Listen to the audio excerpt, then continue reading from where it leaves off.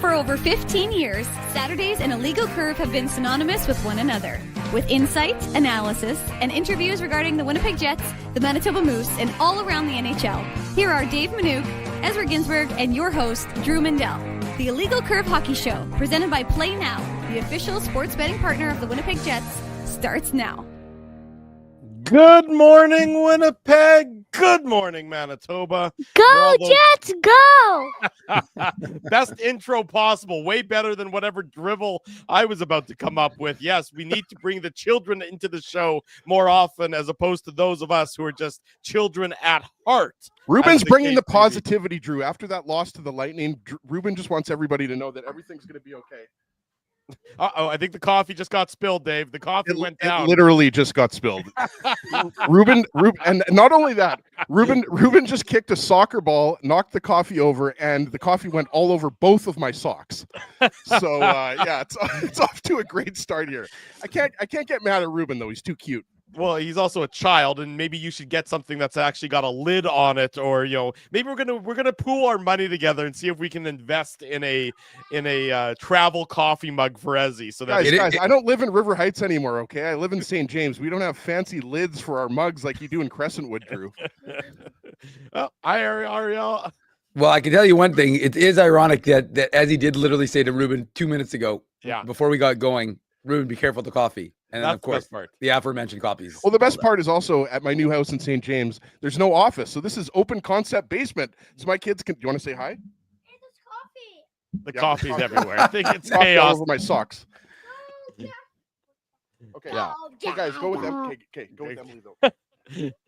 Alrighty, Ezzy's off to Ezzy's going to get his kids all settled up. We're off to a raucous start on this Saturday morning edition of the Illegal Curve Hockey Show. Drew Mindell, Dave Minuk, Ezra Ginsburg with you. The show brought to you, of course, by our friends at Play Now. We always appreciate Play Now and their support of the Illegal Curve Hockey Show.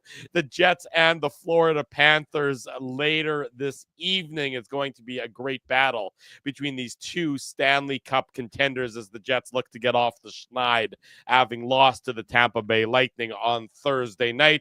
The panic button, of course, has been pressed accordingly all throughout southern Manitoba and wherever Jets fans may reside. Everybody ripping their hair out, panicked over one loss in the litany of victories so far. It's really incredible, right? Because we were just talking about this before we went live. The Jets could lose both of these games to Florida.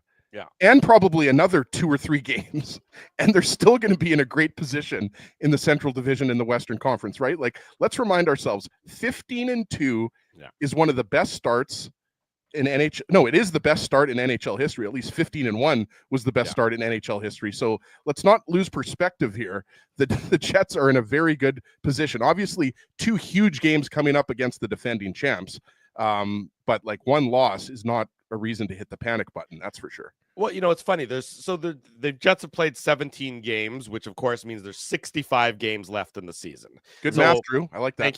Thank you. Appreciate that. 65 games means that there's, forget about 3-point games. Let's say if the Jets won them all, which of course they won't, that's 130 points. So let's say for argument's sake, the Jets get half of the points. So they get 65 points instead of, which would be, which is a 50% points percentage, which isn't very good, but, I also don't expect the Jets to get that. They would still finish with 95 points on the season, which would likely make them a playoff team. So it's going to take a huge downturn for the Jets to not be a playoff team come the end of the year, which is not something you necessarily expected to say 17 games into the season. But that's what happens when you bank 30 of your first 34 points, Dave, is that, you have such now a margin of error. Even if the Jets get 60% of the remaining points over the course of the remainder of the season, 60% of 130 points is going to put them over 100 points on the year, which is a tremendous season, a great season. Everyone, would be glad for the Jets to end up, close to that 100-point mark if you had told them that, at the beginning of the year. It just goes to show that 2 points in October matters the same as 2 points in March and April, and the Jets have done such a great job putting them in that position.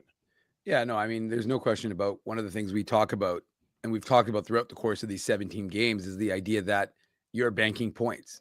and we talk about the importance of said 2 points every single night because of what you just said, Drew, because there could be lulls at any point in the season. And because you have already put yourself into this good position, you do have a lot more latitude than teams like Nashville who have to go near perfect if they want to even have a sniff of the playoffs. So, it is interesting. But the one thing about this Jets club that I've been hearing from the team, the management, the players, is we've done nothing yet.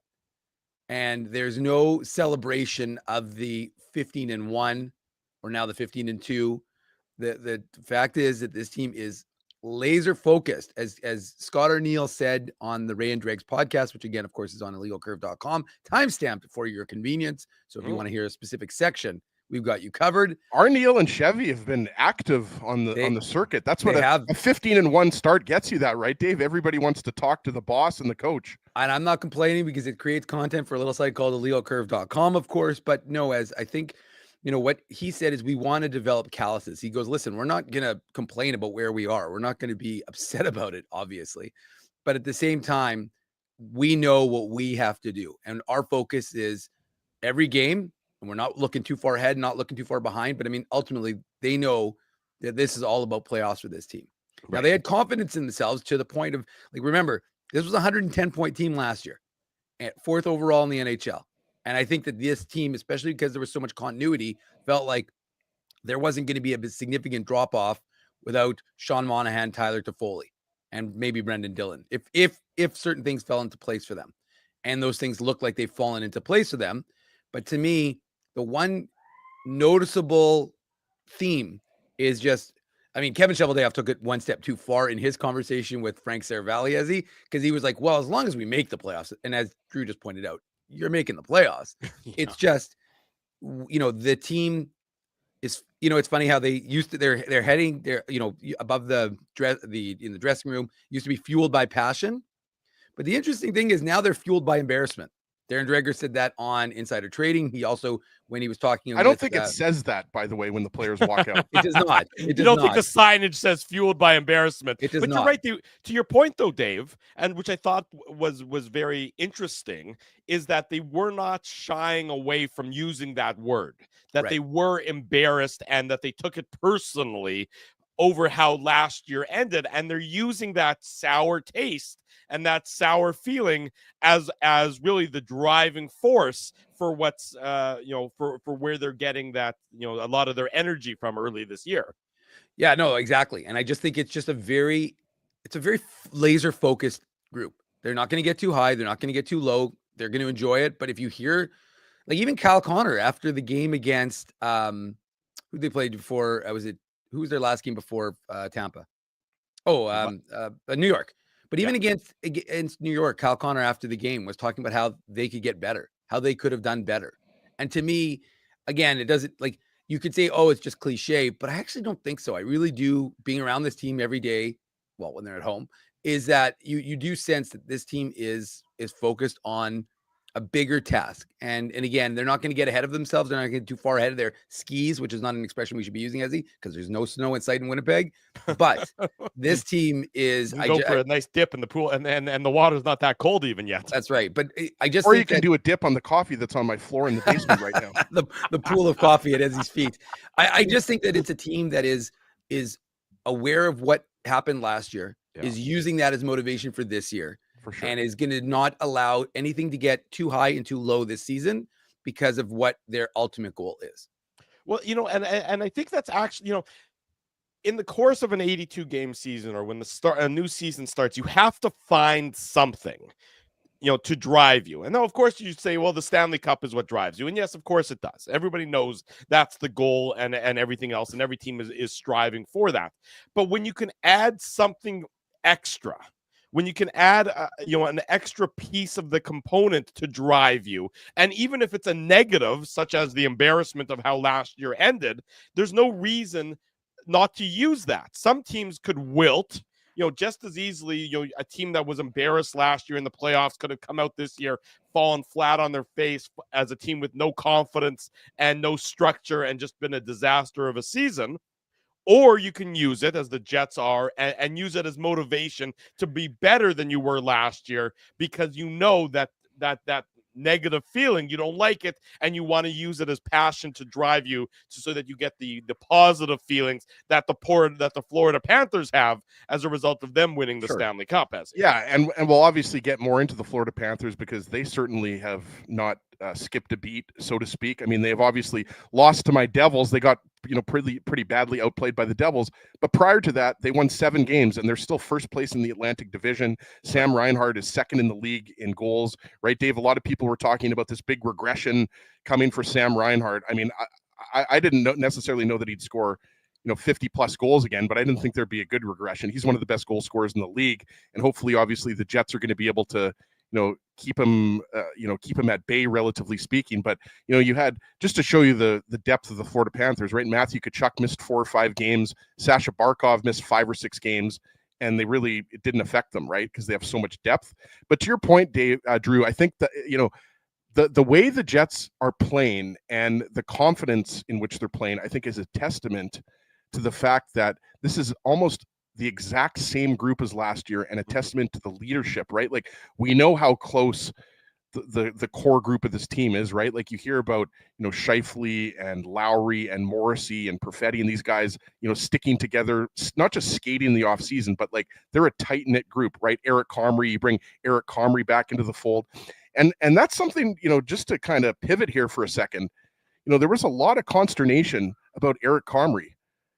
Eric Comrie kept that game close against the Tampa Bay Lightning. Like, let's not get it twisted here. The Lightning outplayed the Jets. They were the more desperate team. We don't have to go over it. If you want to listen to the post-game show from a couple nights ago, I mean, the Jets weren't awful, but the Lightning were the better team through 2 of the 3 periods, and then the Jets kind of made their push in the third. It was really only an Adam Lowry goal that kept that game from getting out of hand. Eric Comrie made some really good saves. So Eric Comrie has turned out to be not that far off from the goaltending that Laurent Brossoit was giving them. Obviously, you'd say Brossoit is a better goalie, or you'd give him, I think, the edge. Most people would. But I think Comrie deserves a lot of credit for coming in here in his 3rd stint with the Jets and providing them with exactly what they need. They need him to play, once out of every 5 or 6 games and give them a chance to win. And that's what he's doing. So I think, Drew, to your point, yeah, this is a team that has used last year's first-round loss as motivation for sure. I mean, there's no doubt about that. These guys want to downplay it, right? Like, you heard, remember Neil Pionk was talking about, is this a revenge game or anything like that? These guys are going to downplay it, but that these guys are focused on being the best that they can be in the regular season. But when it really comes around to mid-April, these guys know they're going to have to beat one of Colorado or Dallas to get to that Western Conference final. Most likely Colorado or Dallas. No disrespect to the other teams, but I think we all still think those are the top 3 teams in their division. But I just think, guys, this team is playing with a different confidence and swagger that we might not have seen since the 2017-18 season. Like, these guys truly believe, whether they're down 2 goals, whether they're up 2 goals, these guys are confident, and they don't change the way that they play. There's not, like Drew said, there's not a lot of sag in their games. There's not a lot of, couple of bad periods. I mean, maybe you call the game against the Lightning a couple of bad periods, but they still, I think, especially in the second half of the first period, they started to push back on the Lightning. But there's no doubt, guys, that this is a much, I would say, a much more focused group and a more confident group than last year. And like Dave said, it was a 110 point team last year. Sorry if I can get it out of my mouth here. Yeah, you're getting a little excited there. The coffee, I am the getting coffee a must be going to your excited, feet. But I mean, this is look. I mean, we talked about Scott Arniel and Kevin Cheveldayoff and doing the media tour and everything like that. Like, this is a team that I think knows with the core of this team, because there's a little bit of uncertainty, right? Like, we don't know if Nick Ehlers is going to be back next year. Gabe Vilardi and Neil Pionk, they're in the last year of their contracts. Mason Appleton is in the last year of his contract. Like, these guys know that this is their year, I think. Well, that's, they certainly know that the opportunity is staring them in the face. And, of course you can't be satisfied. They can't be satisfied with winning one round of the playoffs, which of course would be an accomplishment for them in that it's been a while. Forget about the bubble year, but it's been a while since they've won one round in what I'll describe as a regular season. But they know that they're, to your point, Ezzy, that their changes very well could be afoot for this group, for a lot of the pieces that are pending unrestricted free agents, the new players who are coming up through the Manitoba Moose system, who are getting ready for their chance. This might be the last sort of proverbial kick at the can for this team as it's currently assembled. Now, there still might be roster additions. Elliot Friedman himself in 32 Thoughts a couple weeks ago said, anytime the Jets think that they have an opportunity or have a chance to make some noise, they usually go in and make a trade to acquire somebody. That was a few weeks ago, even before this winning streak and successful start to the season really manifested to the degree that it has so far. But the Jets, they know that there's probably going to be a bit of a different team next year. It's unlikely that they're going to bring everybody else back because there are those other guys who are coming up and ready to make an impact, Dave. So for the guys who are currently in this room, they know that this might be their last opportunity altogether to do something special. And you can feel that they want to do that something special. You can see it even in how they greeted Rick Bowness yesterday when he came to practice, that they feel that he put something special together. He's not the head coach anymore, but you can still see the love and the affection that they have for him, and that they all still want to make that accomplishment more than just a regular season accomplishment. Like I said, it comes back to that idea of them being embarrassed by what happened against the Colorado Avalanche, right? They came in, I mean, Scott Arniel said it. I think, it was Scott Arniel to Ray Ferraro, I believe, when he said, like, look, we went in there and we were feeling great about ourselves. And he said, like, we'd won 8 games in a row. We thought we matched up well against Colorado, and they got schooled. And Kevin Cheveldayoff, in his conversation with Frank, said, during the exit meetings, there was a lot of disbelief. This team, like, these guys had the weight of expectation, as we just talked about, but also the weight of what, they failed to do. And there was this, I guess, desire to bring the band back together for that kind of last chance at romance, if you will. And that, that chance to do something. Because as you just pointed out, Drew, and we've talked about throughout the course of the season, there are a lot of free agents. There are a lot of guys who are going to be most likely not on this team. Guys are having career years, right? So Neil Pionk looks like he's having a career year. Vlad Nemesnikov looks like he's having a career year. Nikolai Ehlers is having a career year. So this is your kick at the can. I don't expect, I know some folks are talking about trading, guys who are UFAs. It's not going to happen. But ultimately, what it means is all these guys are just making more and more money as each game passes. That's right.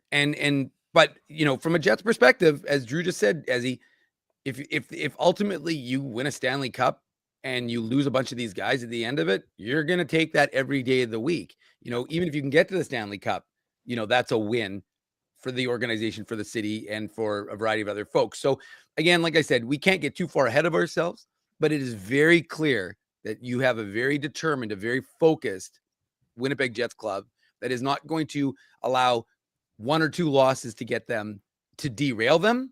It's also not going to get, they're not going to allow 7 wins in a row, although I guess their next week would be 6 because they won 8. Now then they won 7, 6, 5, 4. It's 6, going down. Yeah. But they're not going to allow too many wins to get their heads, up in the clouds. I just think that this is a team that is even keel and ready to just kind of adapt and just put each game behind. And it's cliche to say because, just park it. I actually think that that's what they're doing because, like I said, they have a focus in their mind and in that room. Well, to your point there, Dave, I think you're onto something because even when they were performing at the incredible level that they have been, and they still are. I mean, they lost 1 game. Let's not get carried away about their performance so far. It's been incredible. You never felt, or at least I never got the vibe that they've been that they've been surprised by it. Yeah, they've been impressed. Yeah, they've been happy with the results, but I don't get the impression that they're shocked by how things are going because by and large, you look at the 17 games that they've played and that they've won 15 of them. They've been the better of the teams in the majority of those 15 wins. They're not. I still say stealing the Colorado victory. game, they were lucky. Right, That was the Colorado game is that was Hellebuck beating the Avalanche. But that's the only real game that you would say that they've really, stolen from their opponent. Well, and like Dave always says, you're not going to apologize for having the best goalie in the league. Right. So they expect to play at this incredible level. They expect to be a team that is going to be at the end of the regular season, one of the top teams in the league. Whether or not they're the President's Trophy winning team or not, obviously time will tell. But they expect to be a team that is spoken about in the hallowed breath of Stanley Cup contenders. You just don't see you don't see them patting themselves on the back too much, and you don't see them saying, "Oh, woe is us," when it comes to a defeat. It's okay, we lost, move forward. You have Florida. Let's time for another opportunity to say, "Hey, we are who we are. We are who our record is. We are one of those best teams in the league." Well, you're talking about mentality, mental strength, whatever you're talking about. Like, we know that there's the ability, right? The Jets have shown that they have the skill, the talent to beat most teams in the NHL. So that's not a question anymore. We talked about it. They were a 110-point team last year, and but they had flaws, right? Namely the special teams. Right. And now the special teams are strong. So 15-2 is obviously the Jets are not going to finish the season 80-2. We know that. We thought they might finish the season 81-1, but they're sure not going to finish the season 80-2. But the point is, like, especially with these two games coming up against Florida, I think, what you want to see is putting away those couple of bad periods and the fact that, let's be honest, they were outplayed. How do they respond here? And they've typically responded this season with a strong game after a poor game. I forgot who they played after they played against the Toronto Maple Leafs. Detroit. There you go. And what did they do? They spanked Detroit, and then they spanked Columbus, right? I was going to say Columbus, Drew, but it was Detroit, then Columbus, right? Right. It was, yes. And what did they outscore them? 10-3 or 10-4, something like that. Both games were lopsided. It was a really good team beating two mediocre teams. With all due respect to Detroit and Columbus, those teams aren't very good. Maybe the Red Wings are still competitive in the Atlantic, but the Blue Jackets are certainly not going to be a playoff team.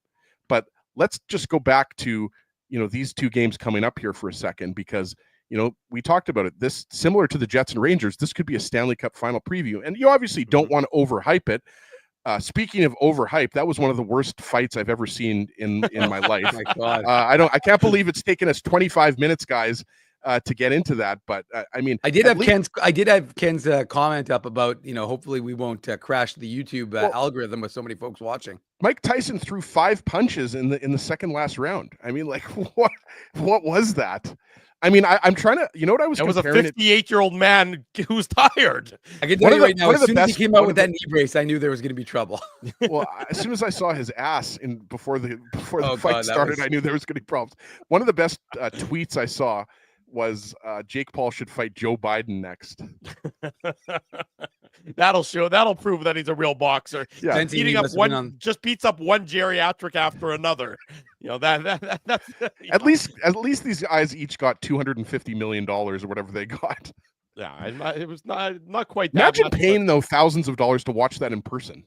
Is that what it cost? I didn't know what it was in Dallas, right? Yeah. Dave, yeah. you seem Jerry's house. Yeah. It wasn't at the Cowboy Stadium. Yeah, was it? It was. Like 70,000 people were watching. Oh, well, Jesus. I will say though, Drew, where have you been, man? I will say. I mean, I watched it. I saw it that it was going on. I assumed that was at like an arena. I didn't realize it was at Cowboy Stadium. But Rob's right. Drew was actually fighting one of the comedians at Rumors while that fight was going on. But I will say the other fights actually were good. I haven't been into boxing in years, but I definitely tuned in, and the other ones were good. But that was. I mean, Dave's a big Joe Louis fan.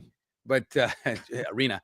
But but I will say that it was definitely, the juice was not worth the squeeze. Let's put it that way. He sat there and you're like, the most important, the most concerning part from my perspective, I mean, this was a freak show and all, but Netflix failed on the freak show in that they couldn't get the whole time.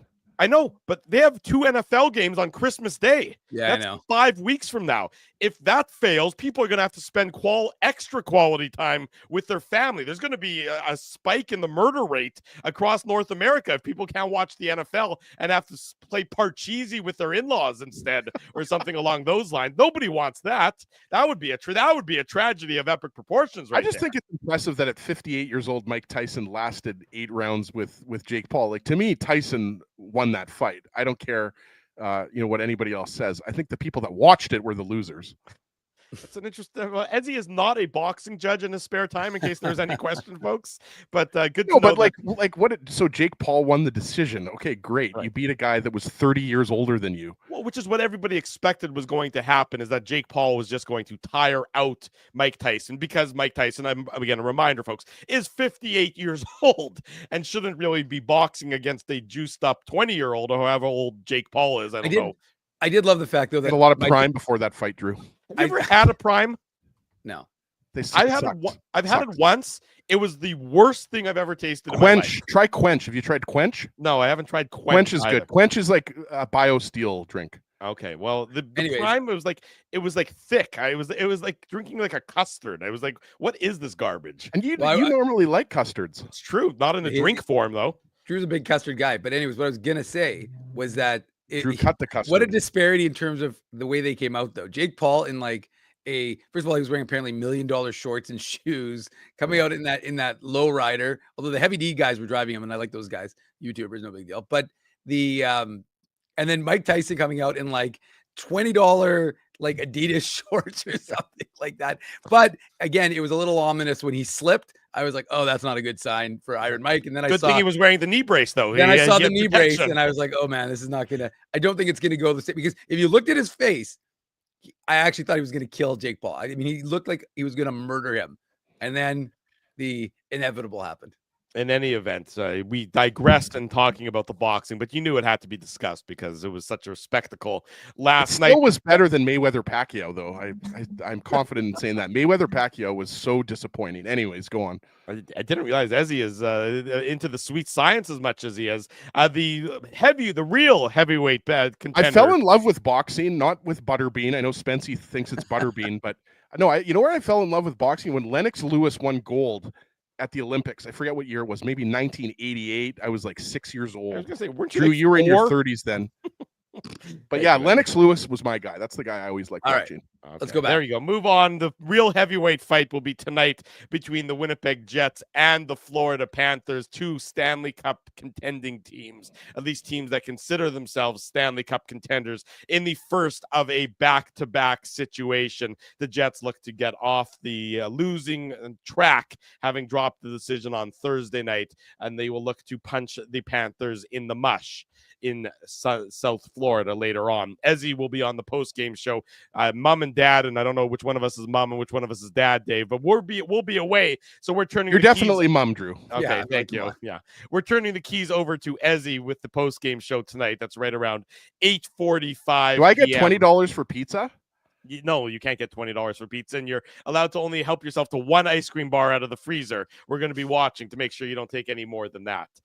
Coming up next on the program, Scott Billeck is going to join us to talk about the Winnipeg Jets. Saturday morning, the Illegal Curve Hockey Show. I promise we're done with the boxing talk.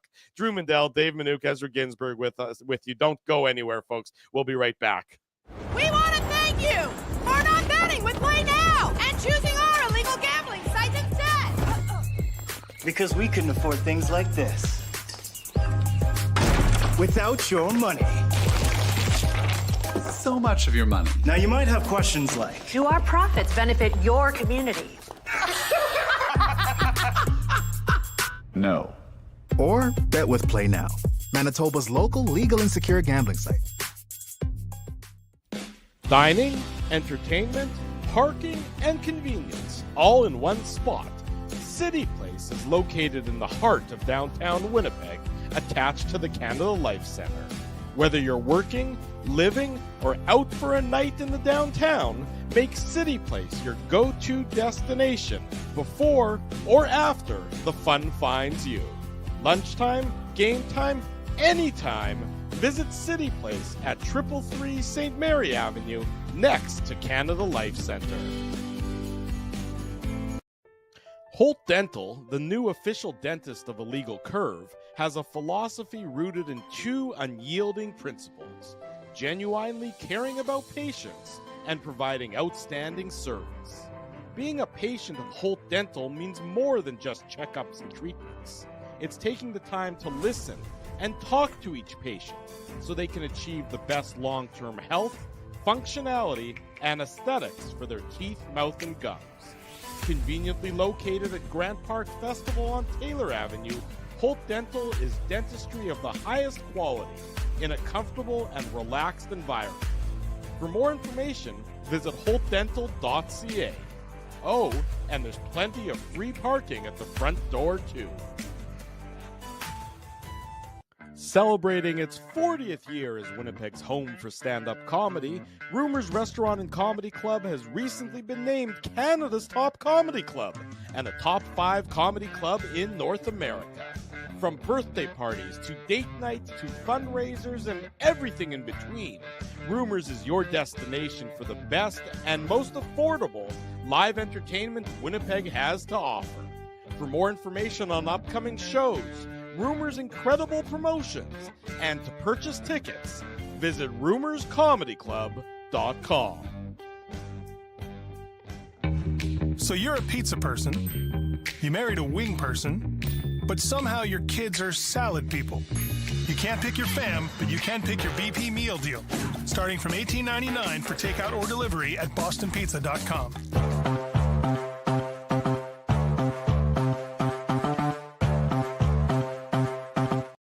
Welcome back to the Illegal Curve Hockey Show, presented by Play Now. Saturday morning, Drew Mindell, Dave Minuk, Ezra Ginsburg, and we're pleased to welcome to the program our very good friend from the Winnipeg Sun, Scott Billeck. And now the end is near, and so he faces the final curtain. What am I My doing? friend, Oh, he'll God, say enough. it clear. He'll state his case, of which he's certain. He's lived a life that's full. He traveled each Can't handle and this. every highway, and more, much more than this. He did it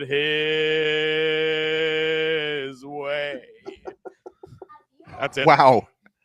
I don't know if I should be honored or like mortified. But What was worse, that or Mike Tyson's performance last night? I don't know, or Netflix performance of trying to actually stream that old gong show. But They got paid $20 million. Nobody got paid to suffer through that Yeah, performance. Scotty, man, just so you know, by the way, nobody's ever got that before. Like Drew's never sung to anybody before. Like that was a first. Special. Yeah, me and Drew's wife probably. So I don't know. No, she wouldn't stand for that bullshit. Don't worry about that for a second. It was so bad that Matt Hyman wants us to go back to boxing talk.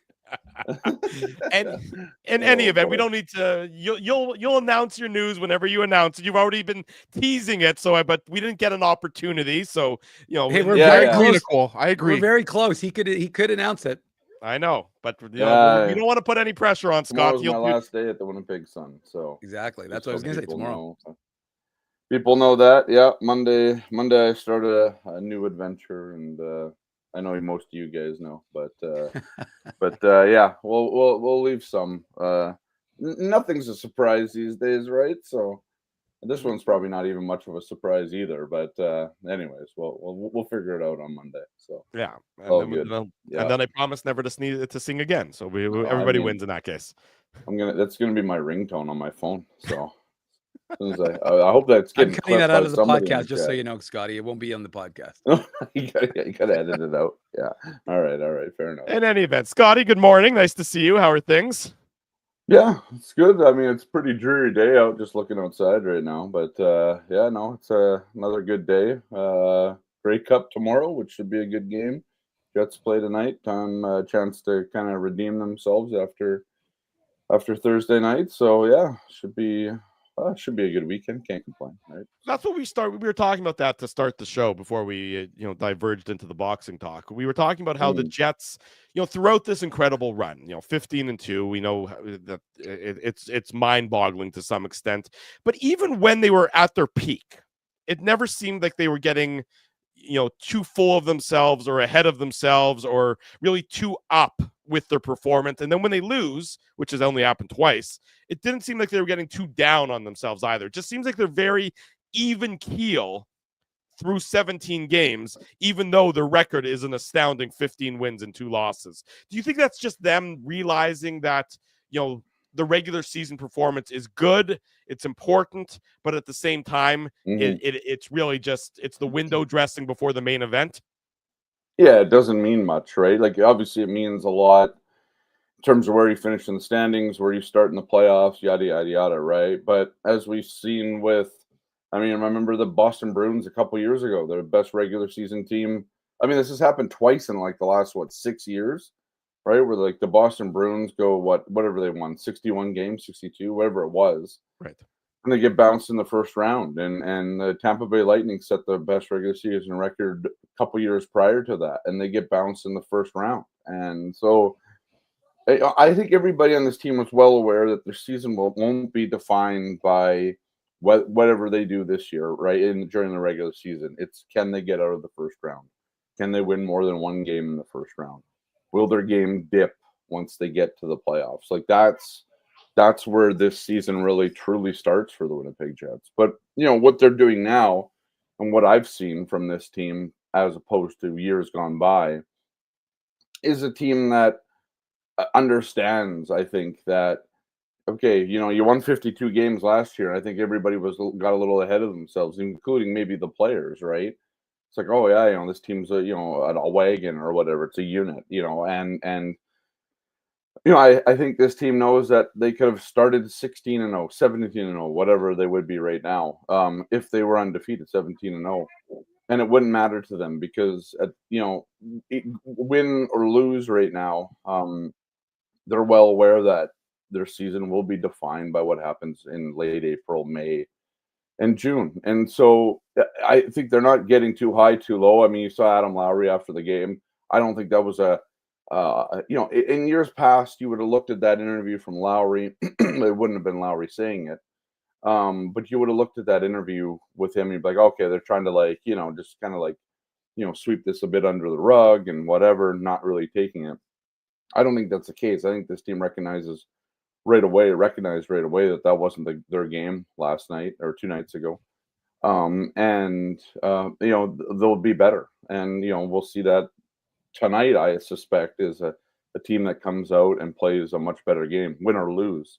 We've only talked about rebound games a couple times this year, at least after losses, but they've had a couple games this year where they didn't play their best and still won and came out after those games and sort of made kind of statements, right? And wanted to kind of start playing hockey again the way that they know how to play hockey. So, yeah, I don't.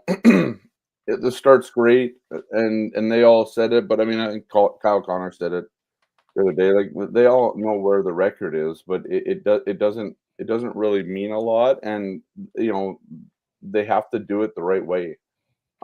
Thursday night wasn't the right way. They kind of got exposed for it. I think there was times in that game where, especially in the third, where they probably could have had a comeback, right? You go 0 for 4 on the power play that night. You had 2 big ones in the third to try and kind of get back. Eric Comrie made some nice saves, especially late in that game, to kind of keep it just a 2-goal game at that point. But yeah, no, this team, I think the even-keeledness is probably one of their best attributes right now because this is the way that they're kind of approaching the season. I think this is all it's learned, right? Like this is they've had some really bad kind of lived experiences in terms of, maybe getting a little complacent, maybe getting a little cocky, maybe getting whatever, right? Going into the playoffs last year, maybe thinking that, especially after beating Colorado 7-0 a few games before the end of the regular season, that, oh no, this might be a bit of a cakewalk. And you find out that teams, good teams know how to elevate when it comes to playoffs, regardless how they've played in the regular season. And we know that the Colorado Avalanche weren't a great team last year. You know, they didn't have the best goaltending. They still don't. But you know, there's a different way to play in the playoffs, and Colorado certainly showed that, and the Jets couldn't match it. And I think the best thing, if you're a Winnipeg Jets fan this season, is that this team has learned from some of that. They've learned from, you know, some of that, whatever it is, you know, this 5 to 10% thing that Josh Morrissey said. You know, if you want to quantify that right now, to me, it's all mental, right? Like it's all. I mean, the team's playing really well together, but I think it's all between the years that, you know, this team just can't get ahead of itself, no matter how good this start has been, no matter how well they've played, no matter how connected they can be and have been. Yeah, it's it's been fun to watch, of course, but I think everybody in that locker room realizes that it means absolutely nothing at this point, other than the fact that they're playing well. And, you know, it's a sort of a foundation they can build off going forward. 100%. And Scotty, I want to transition to a great article that you wrote. I think it came out in the Sun on Thursday, if I'm not mistaken, about Mark Scheifele and how he deserves to be on Team Canada. And I couldn't agree with you more. If you would have asked me a year ago, I would say that, you know, he's a bit of a long shot to make Team Canada. But I think what's impressed me the most about his play this year is he does have more of a commitment to defense, and also he's just scoring even more big goals than he normally does. And that's what stood out to me in the article. You know, you mentioned that he always elevates his game on the biggest stage, and we've seen that in the playoffs. Obviously, you know, there have been some struggles in the playoffs, and he's been criticized in the playoffs. But just going back to the article and the main point of your article, just, you know, explain to the viewers and listeners who maybe haven't read the article why you think that Scheifele should be on Team Canada. You know, whether that's, like you say, whether that's fourth line center, wing, whatever. Yeah. Why does he deserve to get one of those forward spots on obviously what's going to be a very stacked team? Yeah, I mean, I think, well, that's part of it. I mean, he's an elite player in this league, right? I mean, you know, for all of Mark Scheifele's faults over the last several years, and you know, I think you go back 3 years ago, to Paul Maurice year when he quit, and Dave Lowry. I mean, he took a lot of flack that year, right? Even in the first year of Rick Bowness, you know, you remember the Carolina game. Mm-hmm. And so there were some games there where maybe his leadership could have been better. But I'll say this: I think without Blake Wheeler in that room, Mark Scheifele's taken on a completely different tone. Like, I mean this in a nice way, but Mark Scheifele's a bit of a follower, right? And you know, this isn't maybe a knock against him, but the way that he maybe followed Blake Wheeler was a bit different than now that he's following Adam Lowry in that. And you know, I think also the way that Mark Scheifele has evolved as a player and the leader in his own right, I think he's taken a bit more pride in that than maybe he used to. I think Mark Scheifele, yeah. I mean, I'm trying to dance around this a little bit right now. It's not. I just think that Mark Scheifele is playing under a different set of circumstances than he used to. And I think, you know, Adam Lowry deserves a ton of credit for the turnaround on this team. I mean, I understand Rick Bowness and all that. But I think Adam Lowry and his leadership has really helped this team in ways that we don't get to see, you know, maybe whatever, but I think we are seeing it in the way that some guys play. So, you know, to bring that back to Mark Scheifele, I think Mark has this ability that not every player has to kind of calm themselves. And these are words from his teammates and his coaches and all that. Where in big moments, and I'll go back to the Chicago game. It's one that I referenced in the story, but you know, it takes a certain type of player to be able to make the plays that he did in that game. To get to the net to tie the game, to do the pick and roll, and in overtime to score the game-winning goal at Madison Square Garden, to come up big there. I mean, it's not easy for every player to do that. Every player in the NHL is a good player, but not every player in the NHL is a great player. And I think, what sets those two types of players apart, or, players apart, there's an ability to elevate when they need to. And Mark Scheifele can do that. I think we've seen that in the past. I think we've seen it with the types of goals that he scores. It's a lot of learned experience too, right? Where, you're put in those situations time after time. But not every player wants to be in those situations. I wrote a story about a month ago after that Chicago game, and I talked about, or I talked to Josh Morrissey and Kyle Connor and some other guys, and one of the things is like not every player wants that to have the. It's funny, right? But like not every player wants the puck on their stick with the game on the line, right? That's just a lot of pressure for some guys, right? And I think for Mark Scheifele, he's the type of guy that wants that puck and sort of embraces that, right? So on top of that, like that's a good thing for Canada. I mean, we all go back to 2010. If Sidney Crosby didn't have ice running through his veins like that, he scored a goal out of nowhere, and I think everybody else on that ice surface at that point had a higher heart rate than Sidney Crosby did, right? Like it's overtime, right? It's sudden death. I mean, there's a difference between a gold medal and a silver medal, right? If you're not first, you're last in that scenario, right? It doesn't matter. And so I think Mark Scheifele possesses that sort of ability. On top of the fact that he's playing some of the best hockey that right now that he's probably ever played. Yeah. And I think that's sorry. And I think that's part of this whole thing with, these tournaments. And I wrote in the story, like these tournaments and how they pick them it's always star power, right? You always get, we've seen it with this tournament because they picked 6 guys before, every team gets picked 6 guys before they even went. So, or even whatever. So you already knew that McDavid and Crosby and McKinnon and all those guys, Cale Makar, were all going, right? But so it's big names, and then the guys that are, what have you done for me lately, sort of guys, right? And I think for Mark Scheifele being, one of the top scorers in the NHL right now, one of the top scoring Canadians in the NHL right now, his face-off work this year has been a lot better. His two-way work has been a lot better. I mean, you take that guy, right? Take the guy that's playing that way right now. And I think you can extend this to Kyle Connor and Connor Hellebuck. I think some of these guys are quietly motivated by this tournament, right? And Mark Scheifele has certainly played well enough to be there. I know he was a bubble player, but as I suggested in sort of my lead there, it's like, slowly but surely, people are starting to like figure out that Mark Scheifele's playing well.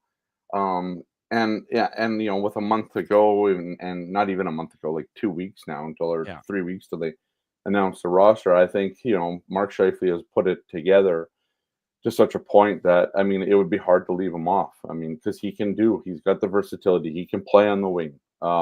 He can move up the lineup if let's say there's an injury or whatever. He can play center. There's a lot of things that Mark Scheifele can do. Power play, right? Even some PK, if you want him to. So I think out of the names, these bubbled guys and all that, I think Steven Stamkos hasn't had a great start to the year in Nashville. You think of some of the other guys that are on that list, and you look at what Mark Scheifele's done. It's like I think you got to go with the hot hand right now, and that's sort of, to me, sometimes how these rosters are comprised, right, of guys that have really kind of hit the ground running in a season and have showed that that they can even handle the pressure of being that sort of bubble player, not even knowing going into a year if you're going to be on that roster or not. And I think Mark Scheifele sort of just lived up to all of that right now and kind of exceeded probably expectations, let's say. And so I think he should be on that roster come February, and now we'll see what the people that actually know what they're doing what they decide. Think of that, right? Yeah. Scott Billeck, our guest on the Illegal Curve Hockey Show Saturday morning. It's brought to you by our friends at Play Now. Scotty, one of the things I thought was rather interesting in the conversation Chevy was talking about with Frank Saravalli was just the idea of when they made the deal with LA, to add to get rid of a good player in Pierre-Luc Dubois, but to add that depth to the organization. And if you look at it to date, I think it's, Velarde has 7 and 7, Iafallo 2 and 4, and Kupari has 2 goals. Mm-hmm. And all those teams are doing well. I think Washington's in like 8th or something like that. Like obviously the Jets are in 1st, but the teams that are having success, even the Kings are still doing well with Kemper. But I think from my perspective, are we seeing it? Really, it's kind of a two-parter with Velarde, a healthy Gabe Velarde, because he's talked about last year and how by getting injured in game 3, he was never able to really sync up with this team. And he's such I don't want to say emotional, because I don't think that conveys what I'm trying to say, but you can just see that if he was out of sync with the rest of the guys in that regard, and that he just never really kind of had that, he lost those 2 months. From your perspective, are you seeing now what Scott Arniel saw in allowing these guys who didn't get off to the best 5-on-5 start of even despite how good they got off, the team did, what he sees in having Velarde with Scheifele and Connor? And then second part, Rasmus Kupari, a guy who we were very curious, what was it that the organization saw? Because they had a lot of faith. And again, he has the 1 goal in Edmonton, but they kept him going. And now we're seeing that 4th line getting a lot of trust from Scott Arniel. Yes, and yes. Right. I mean, I think that's the short answer. Right. I mean, we can just end it there if you want. All right, then move on. Yeah. But no, I think I think the thing with Gabe Velarde, I think Gabe will tell you that he didn't even have his best start to this season, right? But I think that was sort of a line. I think you got to give that line some credit. They started poorly. I think they were outscored like 2-9 or like 9-2 essentially early on, and then they went on like a 9 or 10-1 run at one point. And I think that just comes down to like, okay, they finally got to really kind of sort of play together and sort of sort out their issues. Like if you think about last year, Gabe Velarde gets injured against LA. And then he sort of starts to come back, but then Kyle Connor gets injured, and then Velarde gets injured again, right? And I'd have to go back to the thing. I think they only played like 20 some odd games together, like as a line last year, if you go back and look at it. That would have been essentially the first year of them sort of doing that, right? Like trying to make it work as such with that, with Velarde on the wing there, trying to get him kind of in sync with Scheifele and Connor and that sort of thing. And then, you also look at the way that Rick Bowness kind of ran his line. The line started that way, but Rick was always quick to kind of move guys around, and it didn't really, support or, it didn't really support the process of building chemistry in that thing. I think the one thing that Scardinello has done a good job of so far is kind of giving lines a chance to breathe a little bit, right? Like work out their problems. And it started early on the season with the second line.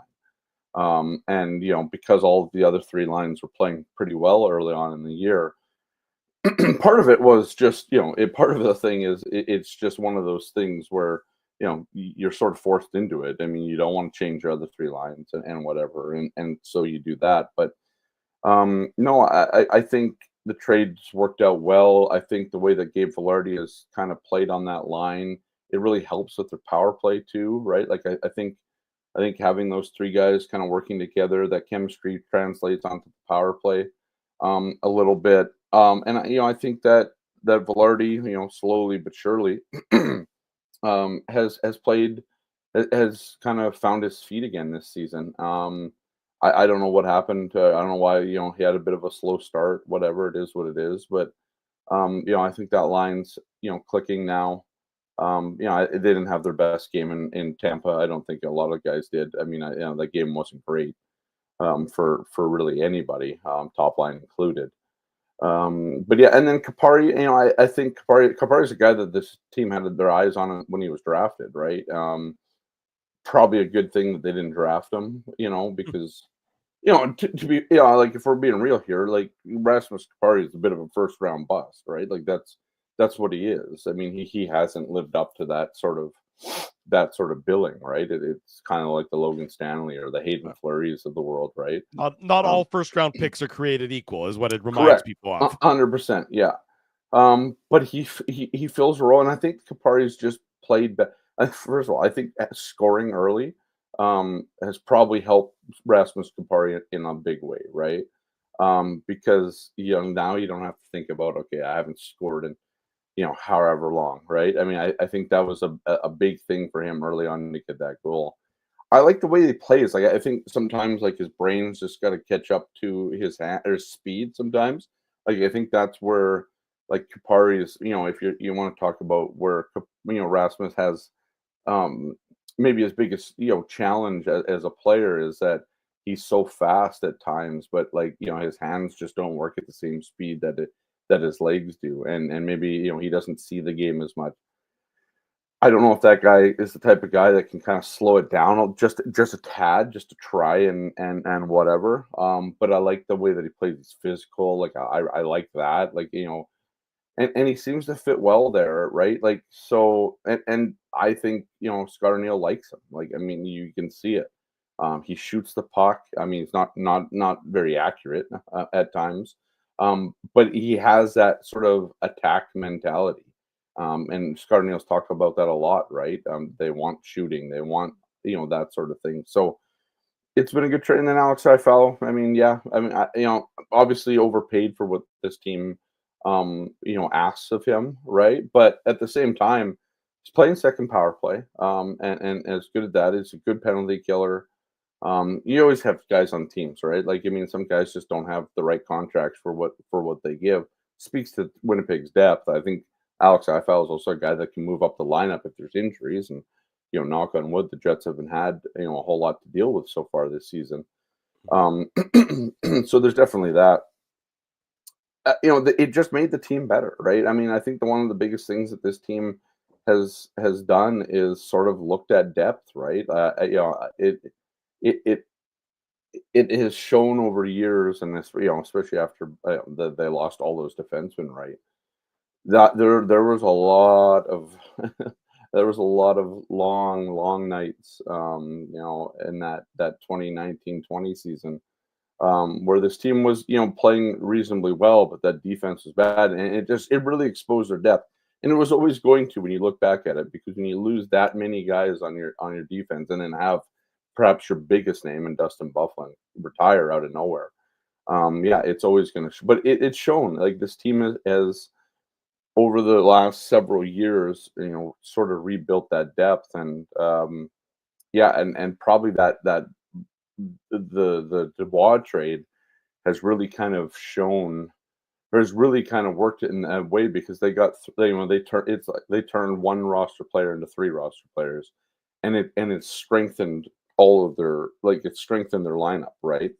And Velarde's turned into this player who, I mean, he's better than Pierre-Luc Dubois is playing right now, right? Mm-hmm. I mean, we talk about Washington or whatever, but Dubois is not playing that great, or at least he's not putting up a lot of points for the amount of money he's making. He's a complimentary piece. And Gabe's there having a good year, right? Which is crazy when you're making whatever he's making, almost $9 million, eight and a half, whatever money he's making there. It's a lot of money. But the one thing. Yeah. Sorry. Go ahead, Drew. Yeah. I was going to say that, moving to tonight's game against the Panthers, this is the first time, of course, that the Jets and Panthers have faced each other since the Stanley Cup final last year, where famously, right after winning the Cup, Paul Maurice says the thing he wants most is for the Winnipeg Jets to win the Cup. And he was talking to NHL.com this week, and he said that was sort of the emotion of the moment came bubbling out of him in that instance. Just, these two teams, I mean, the Maurice factor is is sort of what hangs over all of these games, how he departed from Winnipeg, and now they got these two games against each other, both teams Stanley Cup contenders in their minds, and probably in the minds of most outside observers. Just, what's your sort of vibe check entering the games today, and then again back in Winnipeg on Tuesday night? Well, I think you're seeing Mark Scheifele's best two games of the year. And this is the thing, Mark Scheifele loves playing against Paul Maurice. We've seen this in the past. For the record, Maurice hasn't beaten the Jets since he left Winnipeg. Yeah. He's 0-3-1 against the Jets so far. Yeah, and Mark Scheifele's always been a big part of those. If my memory serves me right, Mark loves to stick it to Paul Maurice. He does, right? And I think that shows a couple things, right? I think it shows that there were a few players, and it was more than a few, that were really put off by how Paul Maurice left his city. mean, I think, Paul Maurice, and, you can say a lot of nice things and all that, and it was a nice thing. And, you try and, I think even if you ask Paul, I mean, the way that he left was not the way that he wanted to leave. And, the organization too, the Jets can take some blame for this too, because when you start talking about wanting to, maybe you don't have it anymore, or maybe your heart's not in it anymore. That should have been a red flag, not a chance for the team to, kind of convince him to stay and that sort of thing. But that's all hindsight, right? And whatever. It's just, to me, this is an extension of the Rangers game. I think this is a really good chance for the Jets it's two measuring sticks to going up against one another and seeing, who outmeasures the other. We could take that a lot of ways if we wanted to, delve into into the. We're not going to go there. Ezzy knows what I'm talking about. But yeah, but no, I think this is a measuring stick game for both teams, and that's the one thing that we used to not say. We used to say this was always a measuring stick game for the Jets, right? Because the Jets were always seen as this team that. Okay, but when they play the best teams, this is what I think the Jets are clearly one of the best teams in the league right now. Their scoring's there, defensive play is there, their goaltending's there. Like, I think this is a good test to see. I mean, I think this game though is a little bit different because you're playing the defending Stanley Cup champions. They've had a pretty good start to their year as well. You would like to see where the Jets sort of kind of stack up against that, but I think that Florida's got to see where the Jets stack up against them too, right? I mean, and you could think, whatever way you want to say that. I mean, Florida knows how to win. They've been to 2 straight Stanley Cup finals. They know how to lose. They know what it means to lose in that. I can see this team as a little bit more, okay, they're just sort of waiting for the playoffs to begin and that sort of thing. But at the same time, I think this is a good test for. It's just a good test for both teams. Both teams have had really good starts. Jets obviously a little bit better than Florida's, but it should be a good game, and I like what the Jets can do with this. Are we done with the idea? Sorry, Scotty. Are we done with the idea that these are measuring stick games? Instead, is it just 2 very good teams playing each other? It doesn't have to be a measuring stick every single time anymore, right? Yeah. I mean, I think that's what I'm sort of saying when it's like both teams are measuring sticks, right? You just kind of let the teams go out and play hockey, and it's just a big game, right? It's just a big. It's like the Rangers game. It was just a big game against 2 kind of, titans of the league. I mean, I know that I think the Rangers are in like the first wild card, even though they've won like 70% of their games right now. Like it's crazy. Like the East is really good. Well, not the East, but the Metropolitan Division has been pretty good. The Atlantic, not so much at the bottom. Yeah, but that's a testament to how good that is. I mean, a 70% win percentage. Every team would kill for a 70% winning percentage. And so, that was a game to me that was against just 2 big, good teams of this league. And now we get to see that sort of back to back, kind of with a day in between, right? But a home and home. I mean, the whole Maurice thing, whatever. One thing about Paul Maurice, I love Paul Maurice, good guy, really good, really knows how to kind of lay it on thick sometimes. Mm-hmm. He was really good. And, I think this is the one thing, this is but a side note. The way that Rick Bowness came in and was like probably more brutal than he needed to be about things was sort of like the pendulum swinging the complete other way, right? From what Paul Maurice used to do, which was his whole thing was never introduce a negative and yada, yada, yada, right? Like that whole thing from, this team needed to introduce a few negatives to kind of, sort out that, there were some issues here, right? And Scott O'Neill's really done a good job, I think, of pointing out the obvious when it's obvious, even if they've won. I asked him that a week ago, I think, after a game. I was like, why has it been after practice? Like, why has it been important to you, to be honest? But it's weird because I think we're like so used to this team trying to sort of not be honest and not be maybe at least to the people. Like it was almost it was sort of a disservice to like everybody else that was watching. And one thing that Scott O'Neill said to me was, and I asked him, was like, you guys watching it, like you guys know that. Yeah. Like people are smart enough to know here when this team plays bad, they don't need to have it kind of like, oh no, they didn't play bad, whatever.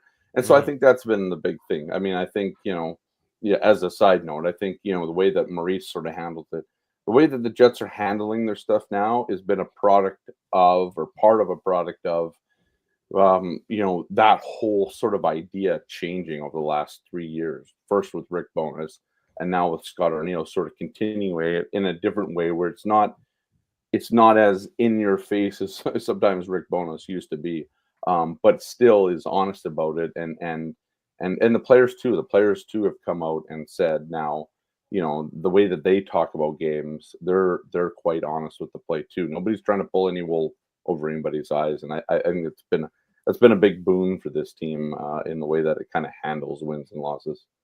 Scott Billeck covers the Winnipeg Jets for the Winnipeg Sun. I'll take a quick poll. Should I sing Scott out, or are we good on that front? We're good Absolutely on the singing? not. Okay. Depends what you're going to sing me out to, but yeah, well, it doesn't matter. I'm not going to sing anyways. Although I think we should play Sandstorm. Yeah, that would be appropriate. Yeah, there you go. You have rights for that? We do not. We will not. Absolutely not. Yeah. Scotty, thank you as always. We look forward to your coverage of tonight's game in the Winnipeg Sun, and we'll let you announce your next chapter in due time. But as always, you'll look forward to my coverage. It'll just be a different bit of coverage. So that's right, different bit of coverage. But you're still a good friend of the show, and you're still always welcome to join us here on the Illegal Curve Hockey Show, and then after the games as well. We expect to see you in the chat as well. You got to become a full-time chatter as well. Well, it's always hard with your show, at least. I mean, on Saturday morning's a little bit different, but you guys are on like right after the game, and it's just like, that's my typing time, right? I mean, I know Ezzy asked me to be on the game tonight, and it's like after the game, it's like, well, you're on with Kenny and Rennie, Scotty. Well, I know, but like it's not it. That's less of it. I just time. told you that because I didn't want you to feel bad when you see me on Kenny and Rennie later, right? I didn't want to be like, oh no, I just snubbed the guy. You can never make me feel bad. Yeah. Well, but it's just like, I mean, that's my time to like, I got a deadline. Yeah. You guys are on right after, so it's just always difficult. But no, you're pounding out some coffee. We get it. Yep. Pounding out some coffee after pounding out some coffee this morning. Coffee, Scotty, thank you. Be well. Oh, you have a Yeti? Can you give that Yeti to Ezzy so he doesn't pour coffee all over his feet again? That would be great. If you yeah, Scott, earlier in the show, Ruben kicked a soccer ball and knocked over my coffee and got coffee all over my socks. Because where do you keep your coffee cup, Scott, besides on the floor? Yeah, mine's on my desk. Like Drew, if you saw the little table that my computer is on right now, there's I was gonna say you are in a bit of a dungeon there with your like half-finished basement. At least it's insulated, so you're not gonna freeze. Scott, I'm in St. James now. I'm not in River Heights anymore, so I don't have I don't have all the fancy accoutrement that Dave and Drew have. Drywall and coffee lids. Yeah, exactly. Yeah. Roughing it a little bit here. Yeah. Apparently. Yeah. All right. Scotty, Thanks, thank Scotty. you, buddy. Scotty, you're free. There you go. Yeah, awesome. Yeah. Good. Back to my day. All right. Bye, Scott. Yeah. There he goes, Scott Billeck joining us this morning. Always great to catch up with Scotty. When we come back on the Illegal Curve Hockey Show, we talk more about the Jets and the Florida Panthers. Drew Mindell, Dave Minuk, Ezra Ginsburg, and the kids. It's a Saturday morning on the Illegal Curve Hockey Show. We want to thank you for not betting with Play Now and choosing our illegal gambling sites instead. Because we couldn't afford things like this without your money. So much of your money. Now you might have questions like, Do our profits benefit your community? No. Or bet with Play Now, Manitoba's local legal and secure gambling site. Dining, entertainment, parking, and convenience, all in one spot. City Place is located in the heart of downtown Winnipeg, attached to the Canada Life Centre. Whether you're working, living, or out for a night in the downtown, make City Place your go-to destination before or after the fun finds you.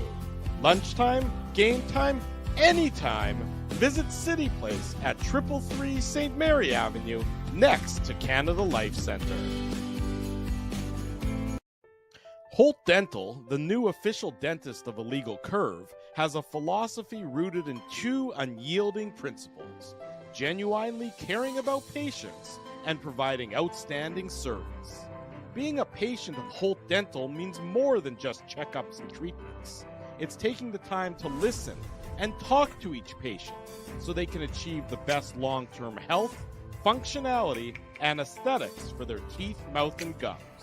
Conveniently located at Grant Park Festival on Taylor Avenue, Holt Dental is dentistry of the highest quality in a comfortable and relaxed environment. For more information, visit holtdental.ca. Oh, and there's plenty of free parking at the front door, too.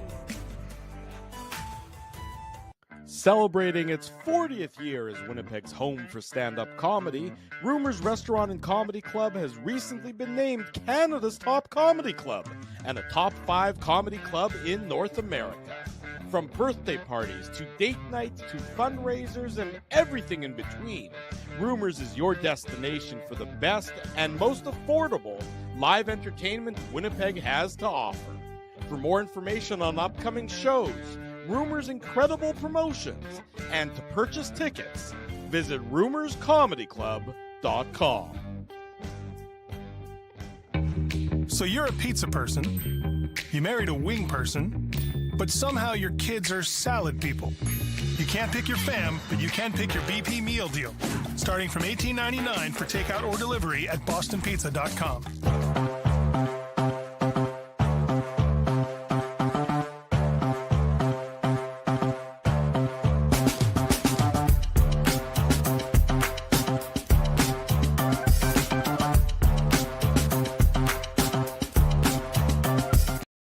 We're overtime, as we usually are when it comes to what hour we're in the Illegal Curve Hockey Show. So this is the start of hour number 2, even though it's 10 minutes into hour number 2. Funny you mentioned that, because I was trying to explain to my kids daylight savings yesterday, and I didn't even understand what I was saying. Well, because it doesn't make any sense. We just switched the clock because of daylight, but we like to wake up in the dark, and then we like to drive home in the dark. So we're not sure where we're actually getting the daylight from. That's basically it's something to do with like agriculture and farming. That's why. Yeah, it's more. It has to do with that when we were in more of a family farm-esque type of society. But I think it is time. You have a farm in your backyard, Drew? I don't. In fact, I got rid of anything that looks like nature in my backyard. It's a maintenance-free backyard. Jungle, right? Yeah, well, we went for the maintenance free, but we have a little patch of green space for the dog so that the dog can still do her business. We're good dog parents that way. Dave is the one who's got the pond in his backyard. Dave is casting a line and doing some fishing in the backyard. I love that pond every now and then. Dave's koi pond. It's hard to find a koi pond, but I appreciate it. It's not a koi pond. It's not a koi pond. I built a koi pond at my parents' house. Mine's not deep enough, unfortunately. What happens to the koi fish in the winter though? Nothing. They stay out there. Really? They stay out there in the winter? Oh, yeah, because it's deep. It's like 4.5 feet deep. I learned that the hard way one year when I wasn't able to get them all out, and I had to go to extraordinary measures to try and keep them alive. And I realized, hey, they're cold-blooded. They can handle it. Now I need to know what those extraordinary, forget it. We've gone too far. Yeah, it's too much. We've digressed a lot already. We'll deal with the extraordinary measures that Dave was resuscitating fish on a different episode of the program. I think we don't want anybody to get too upset by that. In any event, the Jets and the Panthers tonight, and I just think this is going to be a very good hockey game between two very good teams. Yep. The measuring stick conversation is sort of, I think, a bit beyond us now, as the Jets are 15-2. You know what the Jets are. We know what the Jets are. Everybody watching the Jets, this show, knows that the Jets are a damn good hockey team. Well, you're also playing against a damn good hockey team, the Florida Panthers, a team that's probably a little ornery, having lost back-to-back home games to the New Jersey Devils. So you have a Jets team that hasn't lost 2 in a row this year, going up against an ornery Panthers team that's in a little bit of a struggle, having lost those 2 straight games. This is just shaping up and should be shaping up to just be a damn good hockey game. The Jets, they look tired on Thursday. I think that was just, I'm sure they are tired, but I also think there was just a natural lull in that game. I expect that they're going to be sharper for tonight's contest because they know the stakes and everything else going up against the defending Stanley Cup champions. 100%. Starting in goal we expect it to be Sergei Bobrovsky versus Connor Hellebuck. It's obviously going to be Hellebuck, with Comrie starting the last game against Tampa Bay. And you're going up against one of the deepest teams in the league, right? One of the best first lines in the league with Barkov, Reinhart, and Verhaeghe. Verhaeghe's always been somebody that I've really liked and think is underrated. Maybe not so much anymore, Dave, with the Stanley Cup win. But Verhaeghe is kind of an unheralded guy on that first line. We've talked about Sam Reinhart. Speaking of guys in consideration for Team Canada, you got to think Reinhart. I'm not saying that he's a lock, but second in the league in goals right now. So you got to think that Reinhart has a good chance at making Team Canada. Obviously, Aaron Ekblad, most people think is going to be on the team, but I digress. But you're right, Drew. I mean, look, this is, the two of the top teams in the league, and there's no shortage of storylines, right? With Paul Maurice, obviously picking the Jets because he used to coach them and all of that. So I think there's no reason to expect this game to be low event. I think there's going to be goals in this game, even though you've got two excellent goaltenders there. I think we've seen that before where, we expected it to be I think this game is going to be less of like the Rangers game, probably, and more like the Dallas game, right? That's what I would say. I'm not saying that the Jets are going to be as dominant as they were against Dallas, but I think the style of game, because of the types of players that the Florida Panthers have, everybody knows, guys like Tkachuk and Bennett, Anton Lundell, they've got guys that can mix it up, right? Back end with Gustav Forsling, and a couple of ex-Jets defensemen, Nate Schmidt and Dmitry Kulikov, right? So there's no shortage of, ex-Jets players, ex-Jets coaches, and just the fact that, these two teams know, that if all goes according to plan, they could meet each other in the Stanley Cup final. Yes, I'm getting way ahead of myself here. I'm joking. But right now, I think the way they're playing, even though they lost a couple games to the Devils, who happen to be first in the Metro right now, the Panthers had 7 wins prior to that. We already talked about that. So it's going to be a top game, Dave, and I'm really looking forward to it. Panthers defense, though, Dave, has been struggling. They're giving up a lot of goals this year. If you look at, they're down to in the bottom third of the league in goals against per game played, close to 3.3 goals per game played. You look at the goaltending, the numbers aren't anything to write home about. Everyone, knows when Sergei Bobrovsky gets hot, he's one of the best in the league. But he does have some ebbs and flows to his game. He's at a sub 900 save percentage. He's at 889 this year. Spencer Knight is at 897. Goals against average for Bobrovsky over 3. So there are opportunities here. The Jets, a much more defensively inclined team, but of course are putting goals in the net at an incredible rate as well. There's opportunity here for the Winnipeg Jets, and I know that I said the Panthers. Well, I said, Drew, not going to be low scoring tonight. Right, but it shouldn't be low scoring from the Jets' perspective. They should be able to get some offense. The question is, can the Jets keep the firepower of the Panthers off the scoreboard? Panthers, again, a top 10 offensive team like the Jets are, Dave. Yeah, no, and it's interesting, like you said, when you look at the Panthers' numbers, and I think their goal differential is only +5. So, like you said, Drew, they score, but they also give up a lot, and that's an opportunity for the Jets. I think they've got the 8th best power play and the 10th best penalty kill. So they're, top 10 for both of those special teams. And they have the pedigree. They have the pedigree of being the Stanley Cup champions. And they know that. I'm not saying that they're, just casually playing out the string, right, boys? But like you said, they had the benefit of going and losing. They've now won their first. Paul Maurice is saying all the right things. I don't know if you guys saw the quote.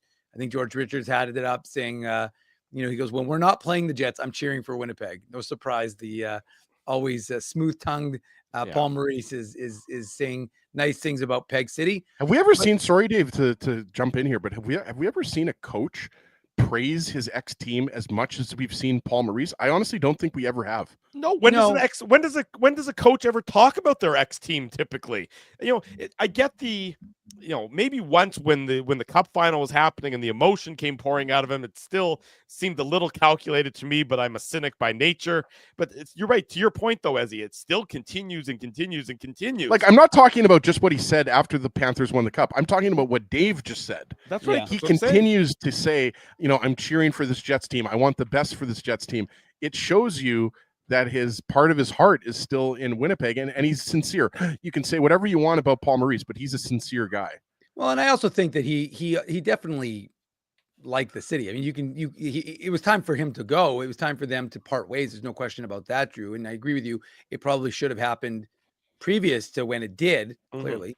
But at the end of the day, like, I don't think that it's a like they still have a cottage out here. His daughter still lives out here. You know, his son got his start on illegalcurve.com, but also in hockey here in Manitoba. So I think, although, you know, Paul's got a way to go because, you know, Jake's got, I think, either 2 or 3 championships now with the Florida Everblades. So he's not quite his dad's got to, you know, pick up his bootstraps. But look, I just think that it's going to be a really tough game, and that's a good thing for both the teams. And I think the Jets, one of the biggest hallmarks of this Jets club has been to not sit back, to not try and prevent, you know, like to not take a lull against the Columbus, against the Detroit, not have to get up to play a New York Rangers. But you know that they're motivated because I think, again, it was a confluence of 2 things in that last game. One, the Jets didn't have it against Tampa, but more importantly, Tampa wanted that game. They were winless in 4. Yeah. And you could just sense that they were ready. 6 days off. And I was going to say, and they were 6 days off, and John Cooper is a hell of a good coach. And so you knew that his team was going to be ready to go, and they were. And the Jets were just a step behind. I don't think the Jets will be a step behind. They had a quick 35-minute skate yesterday, which, you know, Scott O'Neill said was by design in order to give them a, you know, get them on the ice, but not to overly tax them. And like I said, they should be on in about 10 minutes at morning skate in South Florida. So not expecting any lineup changes. I was just going to say, I don't expect anything to change other than potentially, obviously, Connor Hellebuck in net, because that is, you know, expected. But other than that, no, there's no changes that we're anticipating. And it is Sergei Bobrovsky in net for the Panthers tonight, in case there was anybody who was questioning that. It's a heavyweight goaltender matchup between Bobrovsky and Connor Hellebuck, certainly. And you're right. I mean, I just feel as though, you know, yesterday, the short time, the 35 minutes, the opportunity for players and coaching staff to get together with Rick Bowness again and see him. I think the Jets will quickly flush what happened against Tampa Bay and or use it as some fuel to get back to the level that they want to play at. You could see in that Tampa Bay game, as Ezzy and I discussed on the post-game show, the Jets were just fighting the puck the whole time. Their legs weren't going. They looked like a tired team. And I know it's only 2 days ago, but it's amazing just how I think you get that tired game out of your system and you find a way to get some energy again for what is a bigger game against the Stanley Cup champions. And let's not forget, guys, like, you know, that game against the Rangers, I mean, that was a pretty emotionally charged game. Like, you know, it wasn't the most physical game, maybe, but, you know, I think there was a little bit of an emotional letdown. And yeah, I think it's okay sometimes to say, you know, a team looked clearly more tired than their opposition. NHL teams, or hockey teams in general, for that matter, never want to admit it, right? Like, they're never going to say that because it's not like it was a back-to-back. And even if it is the second game of a back-to-back, these guys never want to admit it, right? But sometimes you can just say that. They got outplayed. They were tired and they were outplayed. And yes, they have to absolutely bounce back. And it's going to be a tough test. Obviously, the Jets can win this game, but Florida is coming off of, let's be honest, some embarrassing losses to the New Jersey Devils. So it has all of the makings, 2 teams that want to bounce back from losses in their last game. So like we said before, schedule that the Panthers and the Devils played back-to-back games in Florida. Like, you don't often see that the away team stays for 2 games. You saw that a little bit in the bubble, and there was that game years ago when the Jets were still in the Southeast, the Capitals, where the Capitals came in and blew the Jets that's out. Going way back, Dave. And by the way, Drew, was that the first year or the second year? Second year. That was the lockout shortened season? Yes, it was. And that, if you remember correctly, was what killed the Jets' playoff chances. That's right. Those 2 losses against they the lost Capitals. 6-1 and 5-0 or something over the course of the 2 games. That was absolutely. Johnny Oduya scored a goal in that series. Should we listen to what was our recap at that point that you guys were doing in the post when Ezzy and I would go down the press box post game show? Yeah. Something like that. Yeah, no, I don't think we need to bring those back. I wasn't actually at those games, but I don't think we need to bring those. No, I wasn't. I was on my honeymoon. I was in Colombia when those games took place. No, I thought you meant like you weren't doing How do you remember that? I remember it vividly. Not your honeymoon. The fact that your honeymoon was during those games. I just remember it because I was like, oh, these are two important games.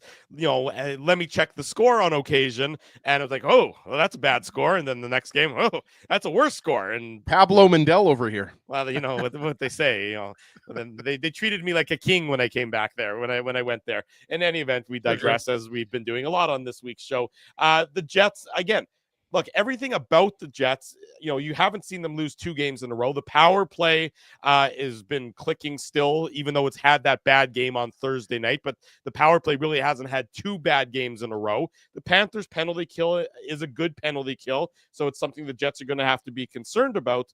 But, at the same time, I like where the Jets have been mentally after defeats. After the one defeat against Toronto, you bounced back so well in those 2 games. And now you got the Florida Panthers tonight. And I think the Jets, it seemed like they were in the right mind space again. And I have no problem with them rolling back the same lineup again, after the loss to Tampa, because I thought that, as I said to Ezzy on the post-game show, I thought that the structure of their game didn't change. It was the right structure. They approached the game in the right way. They weren't able to execute, which I think had to do with a lot of them being tired and just not being clicking on all cylinders.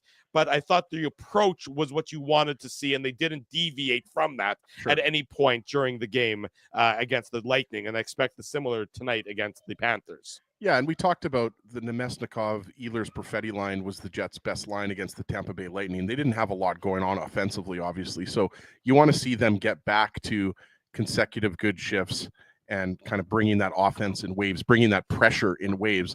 And, that's something, Dave, that we talked about on the postgame show. That's, to me, there have been 3 bad games this year. I'm going to throw the Colorado. I keep bringing that game up, but I really think that game, they were badly outplayed in that game.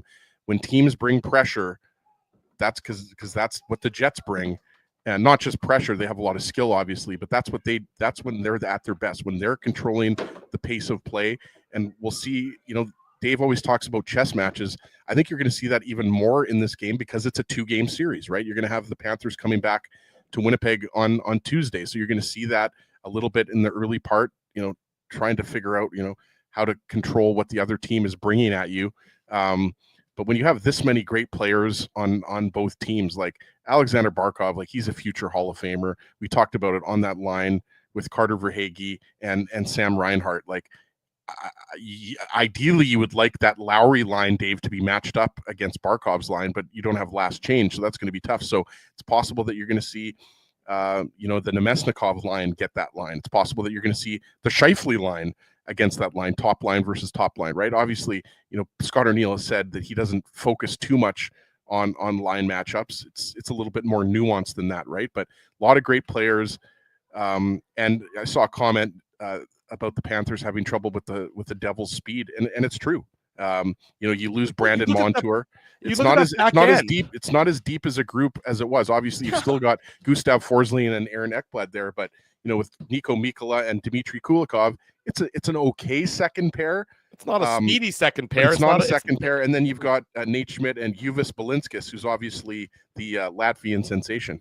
Yes. Plus, he makes me want to get some cheese blintzes for breakfast afterwards, which is always very important. But you're right. There's an opportunity to expose that back end of the Florida Panthers if the Jets do play with speed. And I think that's going to be key for them, getting that speed game back together, because they didn't have it against Tampa Bay as much. You could see that they were struggling to generate that speed through the neutral zone. Tampa Bay did a very good job at preventing the Jets from getting sort of downhill, when it's just how the Jets want to play when it comes to their speed. So that's going to be an opportunity, something you're looking for tonight, because we know the Panthers, they are a physical team up front. That their forward group is not afraid to go in there and mix it up physically.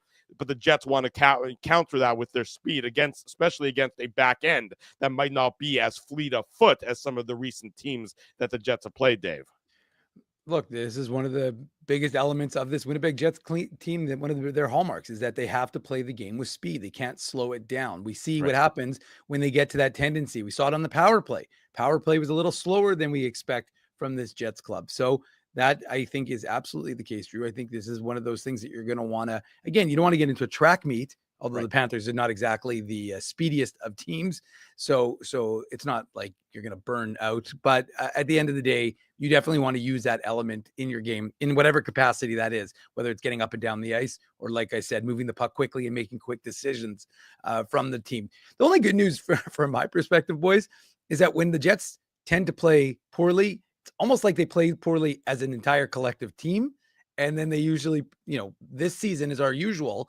They're picking it back up as a collective group. So that would be my anticipation for the Jets, was that we see a team that's, again, on the ice quickly yesterday for a 35-minute skate and ready to go, and going to have their legs back for today's game in Sunrise. Stephen Whyno set to join us at the other end of the commercial break. Talk a little bit about everything going on in the NHL. The Illegal Curve Hockey Show, it's brought to you by Play Now. Learn to bet with Play Now, the official betting partner of the Winnipeg Jets. Sign up and get up to $250 in bonus bets. Conditions apply. 18+. Enjoy responsibly. After the Jets and the Panthers tonight, the Illegal Curve post-game show. Ezra Ginsburg. And who's your special guest, Mr. Ginsburg? Who is joining you on tonight's program? It's going to be Liz Hood, who you guys know from Winnipeg Sports Talk, Deep Dive, and obviously Winnipeg Sports Talk Sunday Live. Yeah. So it's going to be historic. It's Liz's first appearance on the Illegal Curve postgame show, and the first time we've ever had a woman. There you go. So we look forward to that on the postgame as Ezzy and Liz Hood after the game, right around 8:40 p.m. Let's head to commercial break. When we come back, Stephen Whyno set to join us here on the Illegal Curve Hockey Show Saturday morning. Drew Mindell, Dave Minuk, Ezra Ginsburg. We want to thank you for not betting with Play Now and choosing our illegal gambling sites instead. Because we couldn't afford things like this without your money. So much of your money. Now you might have questions like, Do our profits benefit your community? No. Or bet with Play Now, Manitoba's local legal and secure gambling site. Dining, entertainment, parking, and convenience, all in one spot. City Place is located in the heart of downtown Winnipeg, attached to the Canada Life Centre. Whether you're working, living, or out for a night in the downtown, make City Place your go-to destination before or after the fun finds you. Lunchtime, game time, anytime. Visit City Place at 333 St. Mary Avenue, next to Canada Life Centre. Holt Dental, the new official dentist of Illegal Curve, has a philosophy rooted in two unyielding principles: genuinely caring about patients and providing outstanding service. Being a patient of Holt Dental means more than just checkups and treatments. It's taking the time to listen and talk to each patient so they can achieve the best long-term health, functionality, and aesthetics for their teeth, mouth, and gums. Conveniently located at Grant Park Festival on Taylor Avenue, Holt Dental is dentistry of the highest quality in a comfortable and relaxed environment. For more information, visit holtdental.ca. Oh, and there's plenty of free parking at the front door, too. Celebrating its 40th year as Winnipeg's home for stand-up comedy, Rumors Restaurant and Comedy Club has recently been named Canada's top comedy club and a top 5 comedy club in North America. From birthday parties to date nights to fundraisers and everything in between, Rumors is your destination for the best and most affordable live entertainment Winnipeg has to offer. For more information on upcoming shows, Rumors' incredible promotions, and to purchase tickets, visit rumorscomedyclub.com. So you're a pizza person, you married a wing person, but somehow your kids are salad people. You can't pick your fam, but you can pick your BP meal deal, starting from $18.99 for takeout or delivery at bostonpizza.com.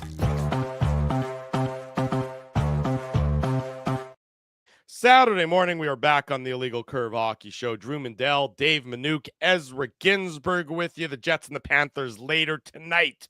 Complete coverage all day long on illegalcurve.com, and then the Illegal Curve postgame show after the game. We're pleased to welcome to the program from the Associated Press, our good friend Stephen Whyno joins us on the show. Stephen, good morning. How are you? How are things? I'm great, gentlemen. How are you guys doing? We are Good. doing fine and dandy, as you might imagine, Stephen, given the hot start for the Winnipeg Jets. People here are electric about it, and then you factor in the Bombers being in the Grey Cup tomorrow. You, of course, know the Grey Cup well, having spent time with the Canadian press up here, so you can imagine that the vibes in Winnipeg are high right now. I was just in Toronto last weekend. I saw the Argonauts quarterback get hurt. I've been watching our friend Arash Badani in Winnipeg on site about this. I'm sure all you guys are juiced up about this. Yes, juiced up would be a good way to describe the city. The Jets are certainly contributing significantly to that level of excitement. We're always curious, the Jets, being in Winnipeg, we know we're a small market. We don't get necessarily the attention that, some of the bigger markets get. From your perspective, sort of the arm's length away, and you're watching this Winnipeg Jets team and you're seeing what they're doing, and you think back to their performance in the regular season last year, then the disappointment of the playoffs against the Avalanche, just your sort of 20,000 feet view of this Winnipeg Jets team so far. I think our audience would be curious about that. Well, the initial kind of conversations I've had with friends and colleagues in the business is wake me up in April. And I'm sure there's a lot of fans thinking the same thing of this is what the Jets do in the regular season, and then things go wrong in the playoffs. But, hey, look, you got an elite goaltender in Connor Hellebuck, and the U.S. backup chants were fantastic. Not so much to my girlfriend as a Jake Ottinger fan, but everybody else seemed to laugh at that. But when you have a goaltender like that, you can do anything. Like look at what Andrei Vasilevsky has done for Tampa Bay Lightning and that team. And really what sticks out to me, and I dealt with Scott Arniel a little bit in Washington when he was an assistant here, is to me, he's the front runner for coach of the year, because nothing against Rick Bowness at all, but Scott Arniel coached this team a bit last season when Rick was away for his health, for Judy's health. I think this just shows how good a fit he was for this group, and that this wasn't just a token hire by Kevin Cheveldayoff and the front office to go to Scott Arniel, that he really knows what he's doing with this personnel, and that this is a team that should be in the mix. I mean, that should be talking about being a Stanley Cup contender. But again, really wake me up in April and May and see how this team does when push comes to shove, because they're in that central division where you could get Colorado in the first round, you can get Dallas in the first round, and who the heck knows who's going to come out of that sort of gauntlet of a central division. No, it's very true. And I think the odds makers agree with you, because they're definitely not showing the Jets some of the love that Jets fans would like for the Stanley Cup odds, but that just means you can make, I guess, and make more money, right? Exactly. Yeah. So you place a bet with Play Now right now. But you obviously cover the Washington Capitals. What a fantastic start to the season. There's no shortage of things to talk about. Obviously, Alex Ovechkin at the forefront, chasing Wayne Gretzky's goal scoring record. Dylan Strome.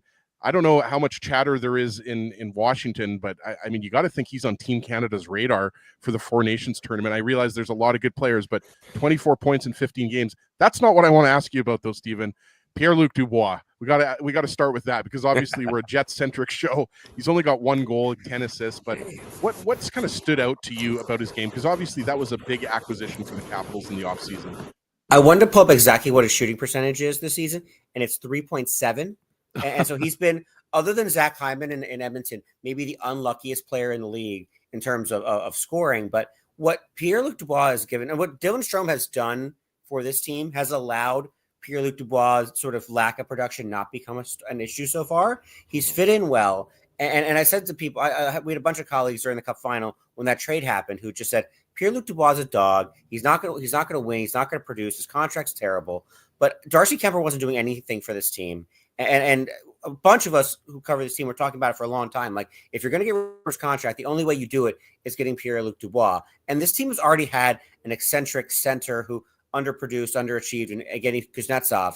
And Kuznetsov was a guy who there was always concern about. He didn't care enough. He literally said to us, if I cared 82 games a season, I'd be the MVP in the league. So to get Pierre-Luc Dubois, who I think his problem has always been he cares too much, and he squeezes the stick, and he gets very anxious about it.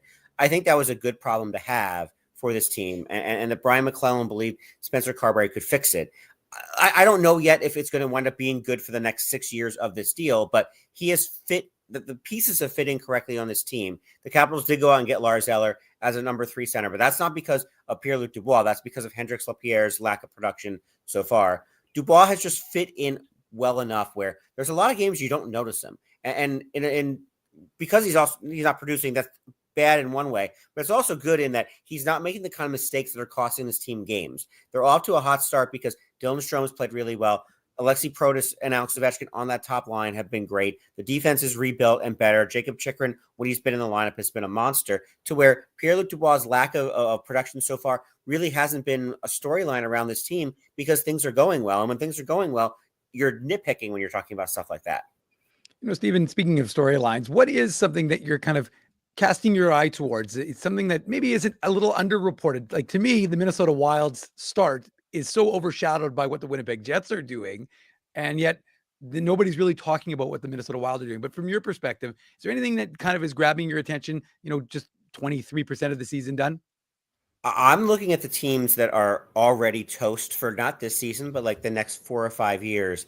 And I'm thinking like the Pittsburgh Penguins. I knew that was coming, Steve. I knew that was coming. The Islanders and the Penguins are like, when you look at like where these teams' futures are, and not just this season, like they're in trouble. Kyle Dubas has his work cut out for him. Lou Lamoriello, or whoever succeeds Lamoriello in that job, whenever Lou ever leaves the NHL or decides to retire, have their work cut out for them. From a pleasant surprise standpoint, though, I think you're right, Dave. The Wild have been stunningly good. And you see that sort of rotation of coaches they've gone through now, that John Hines is on job 3 now, I think, in the NHL, and has been great. Marc-Andre Fleury is on this farewell tour, but Kirill Kaprizov's in the MVP conversation at this point, right? Like, he's either the leading scorer, among the leading scorers in the league right at this point, and has not just been scoring, but setting up everything. The pieces are starting to come together. Brock Faber was my vote for Rookie of the Year last year over Connor Bedard. As great a season as Connor Bedard had. I think Brock Faber is a guy who I covered the Olympics in 2022 in Beijing. And at that position, playing meaningful games in the league last year really prepared him for being a number 1 defenseman. He's definitely on that U.S. Four Nations team, but the Wild really have been certainly a pleasant surprise so far in 20 games in. Well, conversely to that, Stephen Whyno of the Associated Press is our guest here on the Illegal Curve Hockey Show. Sticking in the Central Division, everyone had the Nashville Predators as the offseason champions. Well, the offseason champions means nothing come regular season time. Why the struggles from your perspective? Is it just a bunch of new guys having trouble gelling together? And do you think it's too late for them to climb out of the hole that they're in? We remember last year, the Predators really did go on that miracle run, late in the year after it seemed like they were waving the white flag. Can they dig themselves out of a hole where that finds themselves behind the Chicago Blackhawks at this point of the season?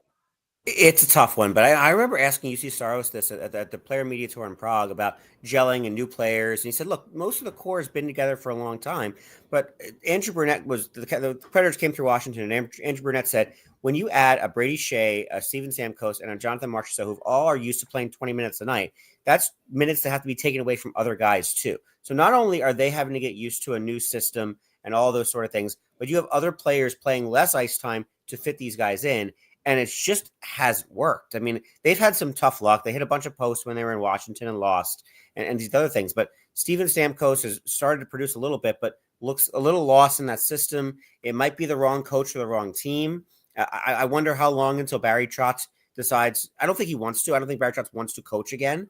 But until he decides that he wants to just take over himself for Andrew Burnett, I wonder if that happens at some point. But it's a mess in Nashville right now. We looked at the Oilers last year and the bad start they got off to, but it took firing Jay Woodcroft, replacing him with Chris Knobloch to kind of start the process toward changing things and going on that run to Game 7 of the Stanley Cup Final. And something has to give in Nashville. Barry Trotz is on the record saying, I want to find a center. No one's trading a center. Lars Eller was not the kind of player they needed. They probably need a second line guy to fill that role. But something has to give in Nashville, and to quote the late Yogi Berra, it's getting late really early for the Nashville Predators. Great quote. I know we're jumping out all over the place here, but that's what we like to do with you because you cover all good. The NHL.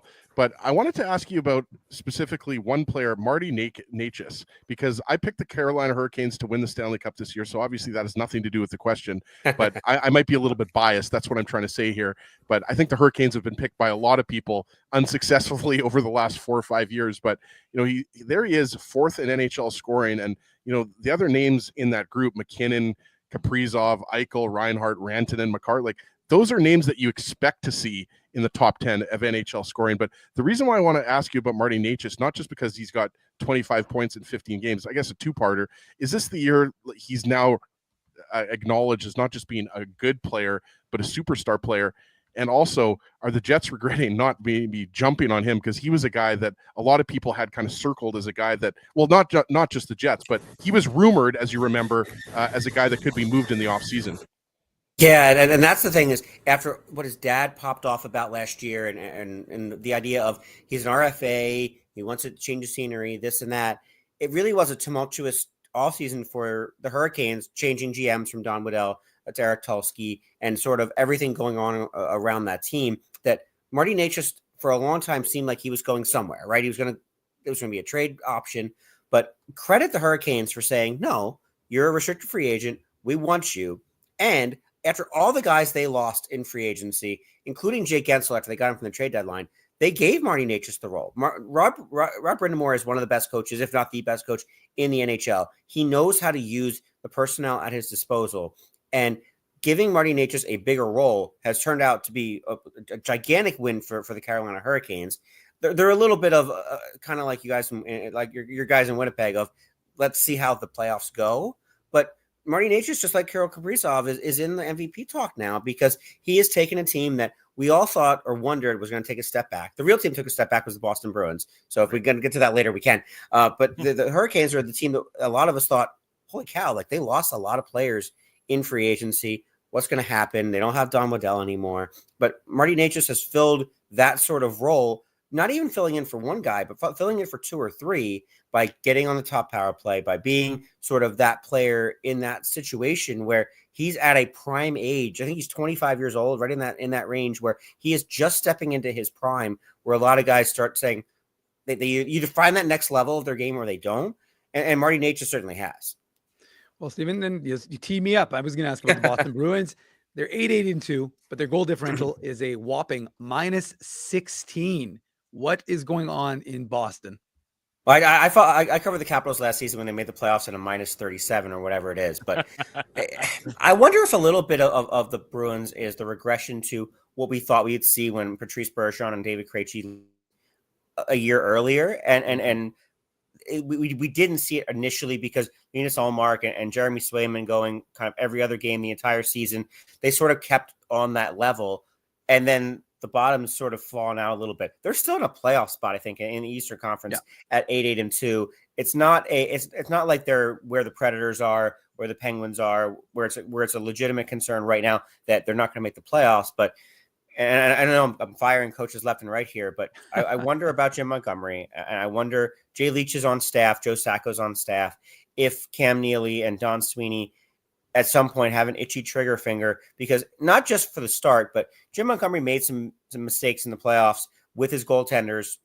When they broke the record season 2 years ago in losing to Florida and probably sticking with Linus Ullmark a game too long, playing Hampus Lindholm through a broken foot for the last month of the season, and even last year with the Swayman Ullmark back and forth and sort of sticking to that rotation. I think there have been some mistakes Jim Montgomery's made. Not that he's a bad coach, but you can point to reasons why you would make a change there, because the trade market's not hot right now. The Capitals just got Lars Eller from Pittsburgh, but it's not like you're having a hot market to go get someone. They just lost Hampus Lindholm to injury again, and that's maybe an excuse you can point to later. But the Bruins and the organization, the fan base, this is not a rebuilding stage for this team right now, and there's not a whole lot of time to waste. So I wonder if Jim Montgomery's seat is getting warmer and warmer, especially after that blowout loss to Dallas the other day.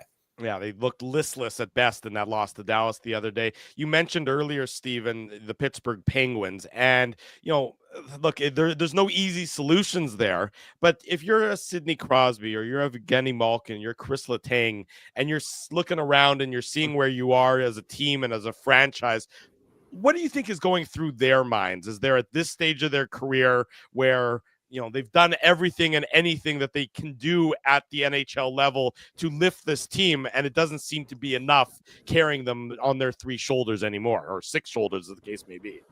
Drew, I wonder when the point comes where they just sort of enjoy the farewell tour of this, of like, look, Steven Stamkos didn't get that in Tampa because Julien Brisebois is a little cold-hearted or whatever you want to call it cutthroat about it. But that's why he's maybe the best GM in hockey. That's like, look, I'm not going to pay these guys.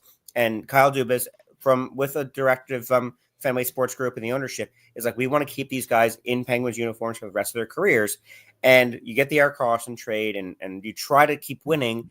And this is not a good team. And this is probably won't be a good team for a long time. But I wonder at one point, if you're those three guys, you go into a little bit of the Capitals had this, but they're winning. The OV chase of Wayne Gretzky and all that. But the fact that, look, they're going to be together for another few years. Enjoy it. I mean, just enjoy playing together for a bit of time. I don't think I wondered after the trade of Jake Ensel last year a little bit, watching Sidney Crosby's face and all that, if there was ever a chance he would want to get traded, play with Nathan McKinnon in Colorado, for example. But once he signs that extension, he takes a team-friendly deal that I think he just wants to play in Pittsburgh. I think you just want, for the last few years of this, sort of soak up enjoying this. And Kyle Dubas has to do the really challenging thing of sort of rebuilding on the fly around these guys, which we saw Doug Wilson try this in San Jose a few years ago. We've seen Brian McClellan successfully do this in Washington. And then it's going to be hard, especially with the goaltending situation, the contracts there, to do that. But that's a tough job, maybe the toughest job in the league right now that Kyle Dubas has. And for for Evgeny Malkin, for Sidney Crosby, for Chris Letang in particular, like all their numbers are going to be in the rafters. They've got 3 Stanley Cup rings each. I think a little bit like what Marc-Andre Fleury's doing now, seasons to enjoy playing together and hope for the best. You hope you maybe get a run to get in one more time, but I can't see this team ever contending for a championship while these guys are still in uniform. I know there's some people that aren't as excited for the Four Nations tournament. I'm not one of them. I mean, I want to see best pro-on-pro hockey for the first time since 2016. So I'm excited for it. I imagine you are as well. We are, but there's some people that are downplaying a little bit. But I wanted to ask you what the buzz is like in the U.S., because obviously we're here in Winnipeg on the prairies, and there's a lot of buzz for Mark Scheifele and Josh Morrissey to make the team. I think there's a good chance both of those guys will. But I think Hellebuck might make it too. Well, no, but I was going to say the thing that a lot of the talk here in Canada is, contrary to, back in 2010, 2014 Olympics when we had Carey Price, now everybody's looking at that American goaltending with Connor Hellebuck, Jake Ottinger, Jeremy Swayman, Thatcher Demko. There's going to be an extremely good goalie that doesn't make USA. And then we're looking at Canada and we see, Jordan Binnington, Aiden Hill, Stuart Skinner, right? Like, so, but what's the buzz like? Because obviously there's going to be some good players on the U.S. as well, not just goaltenders with Austin Matthews and Eichel and the Kachucks, Quinn Hughes, the list goes on. But they're almost the favorite going into this tournament. That's what I was going to say as an addendum to Ezzy's question. It seems like they should be the favorite. Is the U.S. sort of embracing that pressure? Do you guys want to borrow a goaltender? Do you need a goalie up there? A couple if you can. Yeah. You want Charlie Lindgren? I mean, there's probably 3 U.S. goalies who are better. Logan Thompson actually might be Canada's starter in that tournament, though. Given the start he's off to, Aiden Hill's in that mix too. But in hockey circles, I think a lot of people are excited about this because we haven't had best on best in so long, and it's been 8 years since that 2016 World Cup of Hockey, and there was that Team North America, which was fun at the time. But also, I think a lot of the guys on that team wish they played for their own country. I think between Austin Matthews and Jack Eichel and Connor McDavid, Nathan McKinnon, Kel McCarr, like stars of the league, never got to play in their national uniform. But yeah, I mean, I got John Carlson in my backyard in Washington now. Of like, is he on the team? Is he a 7th defenseman, maybe as sort of a leader? But you look at the U.S. defensemen, you go Adam Fox, Charlie McAvoy, Brock Faber, like go down to Zach Werenski, go down the list, and you're like, this is a good team. And they're stacked at center for the first time in a long time. Jack Eichel, if Austin Matthews is healthy, like this is a team that I don't know if favorite.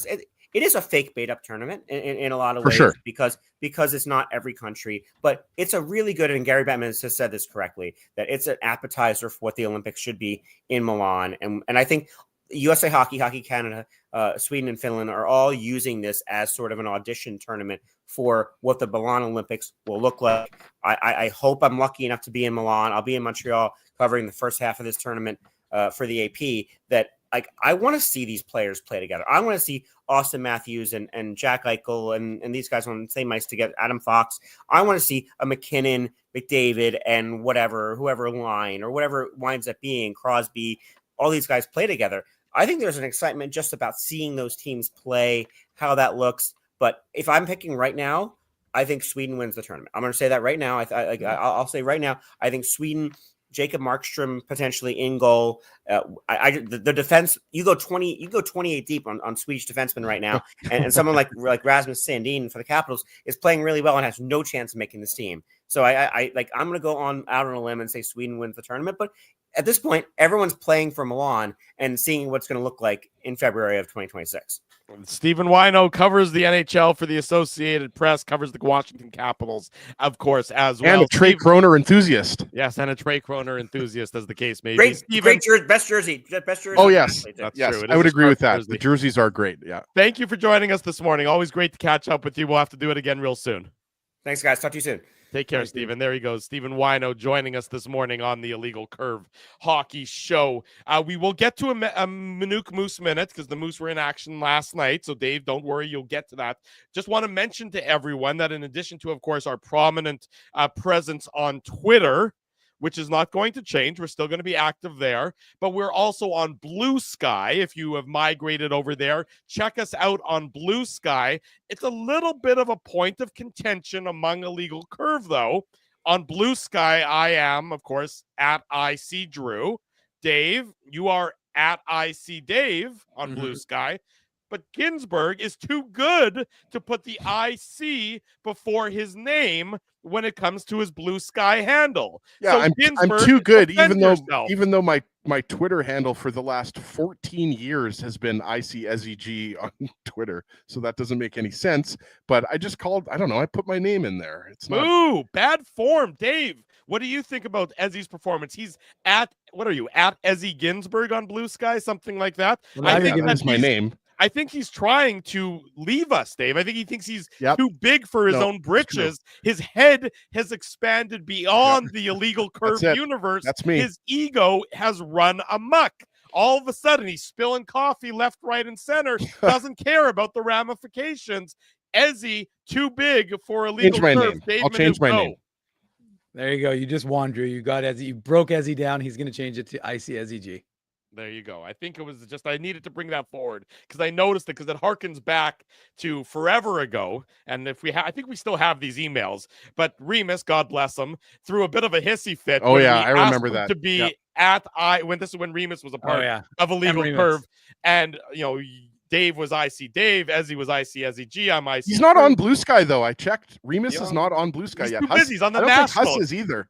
Yeah, they're both too busy. They're being mainstream media national on the national. Let's be honest, anything to get away from Twitter X. I mean, it has really become unbearable. Like I've seen my followers go down and my Blue Sky followers go up. So I think there's something here.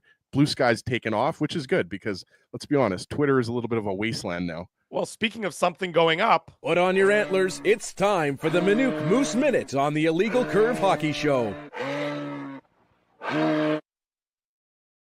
You see what I did because Dave came up on the screen in the Minuk Moose Minute. Best bumper in sports media. It's something, all right. Well, the Moose were looking to build off the success of a school day game in Milwaukee on Wednesday, which they defeated the tied for first place Central Division Milwaukee Admirals.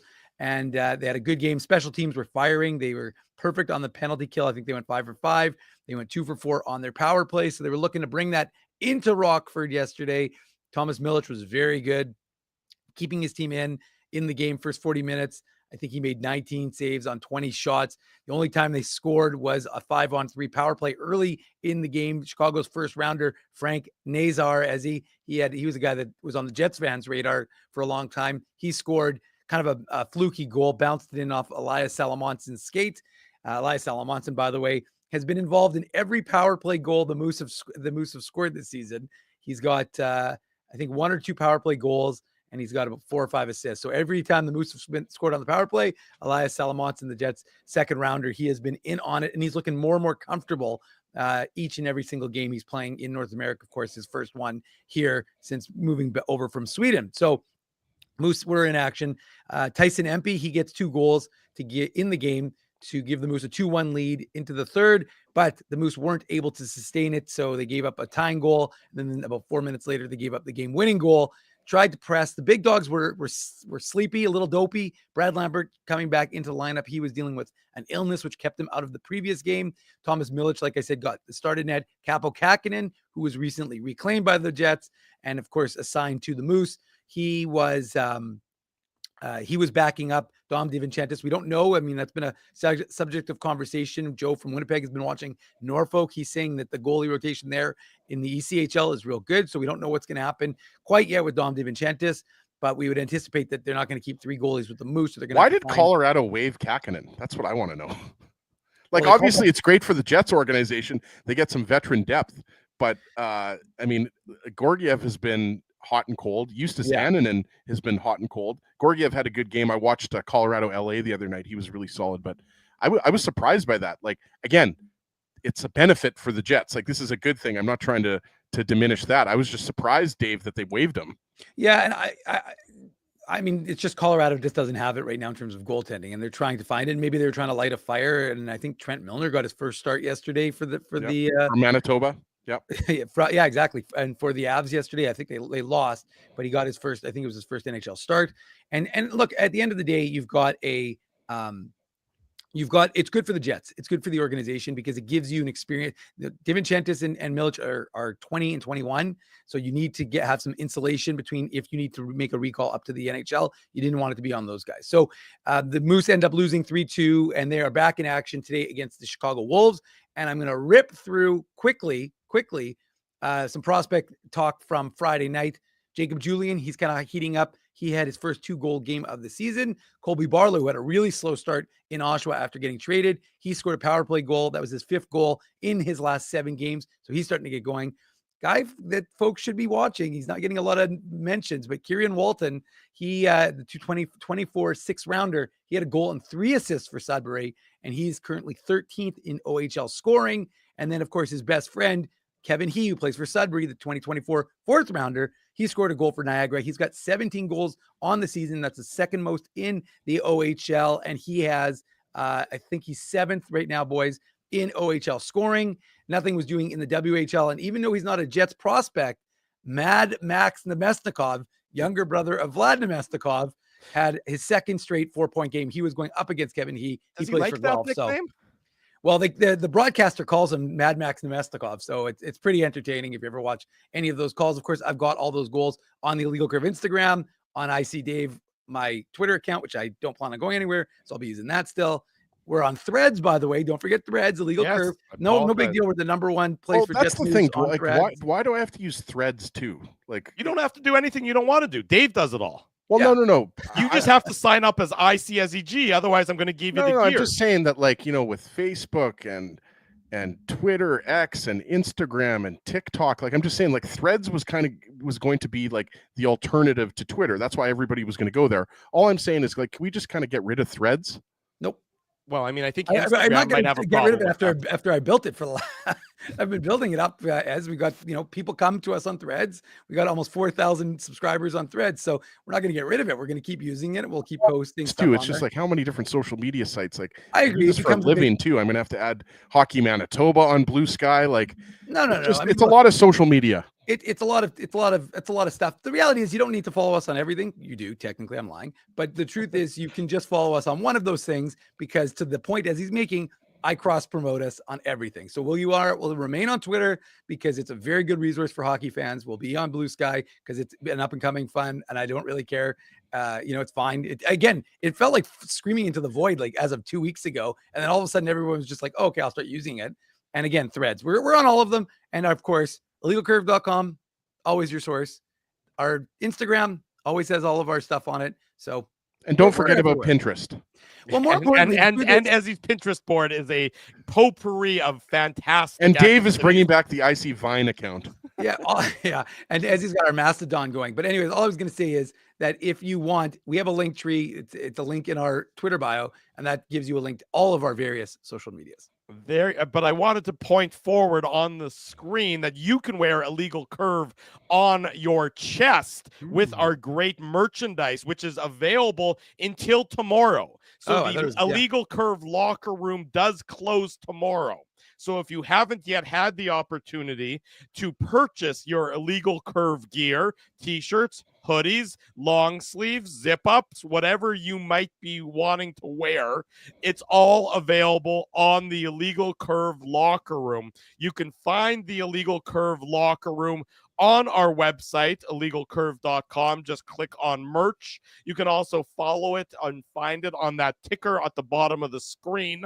Get something for your head in case your head gets cold like mine does. Get something for your arms. Get something for your short sleeve, long sleeve, for the Illegal Curve lover in your family. And those of you in your family who will just be confused as to why you've bought them some Illegal Curve gear. We welcome everybody on this program.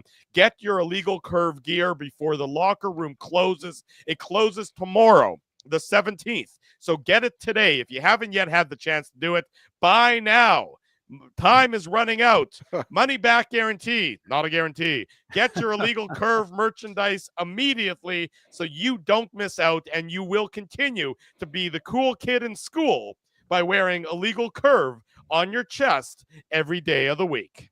There you go. How's that for an infomercial? It was good. I just wanted to, because I had some questions in the chat. I forgot to get to them. Chaz Lucius, so he is part of this whole idea of load management and ice time management.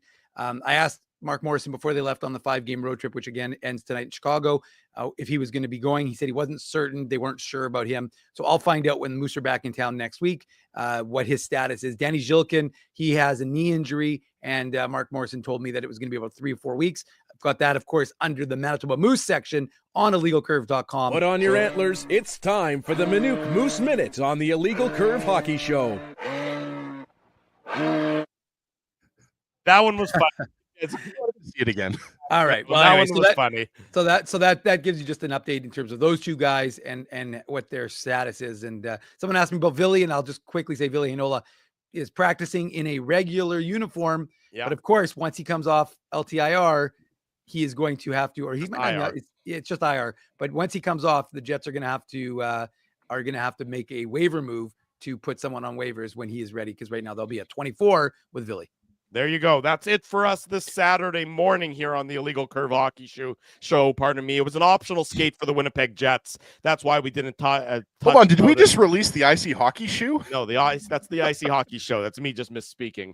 The Jets had an optional this morning in Florida. They'll do battle with the Panthers later tonight. The Illegal Curve post-game show right around 8:45 p.m. Will there be technical difficulties with Ezra Ginsburg in charge? Oh, you better believe there will be technical difficulties. But the fun of it will be watching him work through those difficulties nonetheless. So be sure to join us later on tonight for that. Illegalcurve.com is, of course, the website. It'll be updated all day long with all your latest Winnipeg Jets and Manitoba Moose news. If you haven't already done so, be sure to smash the like button, subscribe to the podcast, subscribe to the YouTube channel. Be sure to tell your friends and family the best place to be after each and every Winnipeg Jets game is the Illegal Curve YouTube channel. Thanks to Scotty Billeck. Thanks to Stephen Whyno. Thanks to all of you for joining us. Reminder, Tuesday afternoon, we're at City Place. The Illegal Curve pregame show at 12 noon prior to the Jets and the Panthers. Next Friday, the Illegal Curve watch party and live on location broadcast at Boston Pizza on Taylor Avenue for the Jets and the Penguins. We look forward to seeing you at all of those different shows. Fish bowls, yummy. Joining us for Dave Minuk, for Ezra Ginsburg, I'm your host, Drew Mindell. If it's Saturday, it's the Illegal Curve Hockey Show. Go Big Blue. Bring home the great no predictions tomorrow. Bombers are going to win. There's my prediction. Good prediction. I'll go with that. Otherwise, we don't want to hear it. That's it. Thanks. The Bombers are winning. They're not losing 3 Grey Cups in a row. Come on. There you go. Cups.